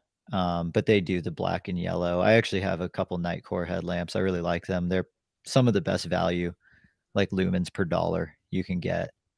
Okay. I've got a couple like daily drivers that are super, super light and pretty bright. I don't really have a headlamp for what I would use overnight at UTMB. I don't really own that light as I've never had to do anything like that. But yeah, I think Nightcore is the brand. Okay. Yeah. Oh yeah. He stopped enough. It's definitely Nightcore. They make some super beefy headlamps. They make this one that's for like cave diving where it can steady output like 2,500 lumens for like 10 hours because there's this massive battery pack that you're supposed to just put in your pocket. If you had that at like UTMB, you would literally be strapping like the sun to your forehead and be blinding every aid station volunteer as you come in. Yeah, that It would be so annoying. that's like the Kogala lamp that I have, the R1. Yeah, except like twice as bright. Yeah. Do you think there will ever be, I mean, lighting technology is good enough to the point where they should almost be putting lumen restrictions on these lights? Because like you can buy a flashlight, that's 10, 12,000 lumens.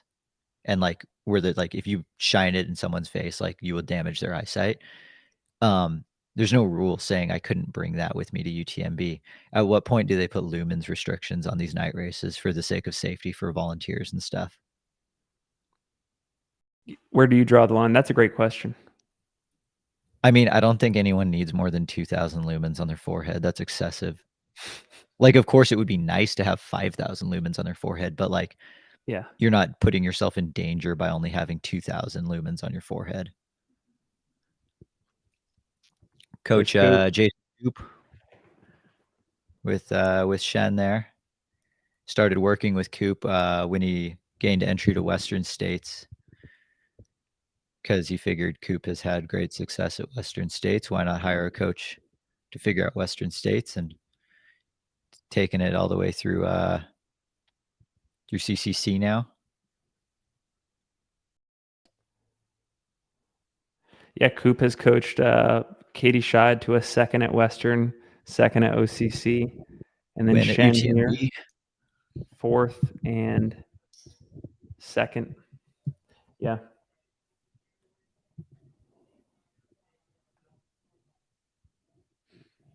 So when I just want to hear what John's saying here in this interview.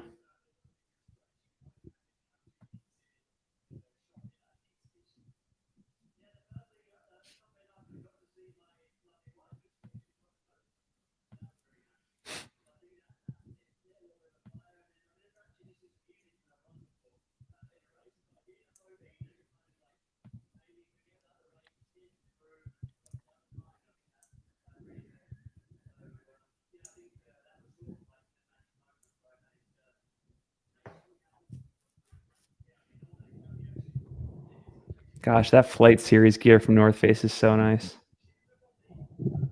Yeah, some of my favorite shorts that I've worn were the North Face trail shorts.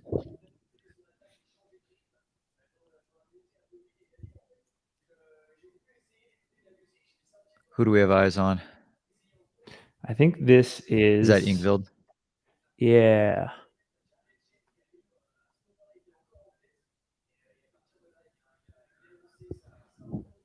Damn it, I'm going to have to leave before Dakota comes in. What time is your appointment? It's at 11, but I need to grab a little bite to eat. I haven't eaten any food yet today. Well, should we shut this down for now, and then we can just talk about our next time coming back on? Yeah, I think so. When I get back, I'll schedule the next one. So if everyone's looking to see when the next watch party is going to be, just head over to the Single Track YouTube channel and click that bell icon to get notified when we go live. We're gonna go live again in like 6 more hours. Catch the men's and women's leaders go through Courmayeur. Yeah, I feel like we're just getting into the meat and potatoes of this racing weekend. I mean, CCC is really exciting. It's just hard from America to watch and like really get fully invested into the race because it goes through the whole night for us.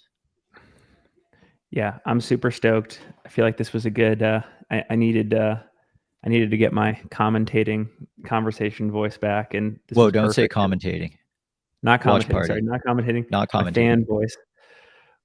We're just fans of the sport today. And I'm going to be glued to this the rest of the day. I'm going to take some notes, Brett, in between now and the next time we go on, and maybe we can talk about stuff that transpired as well.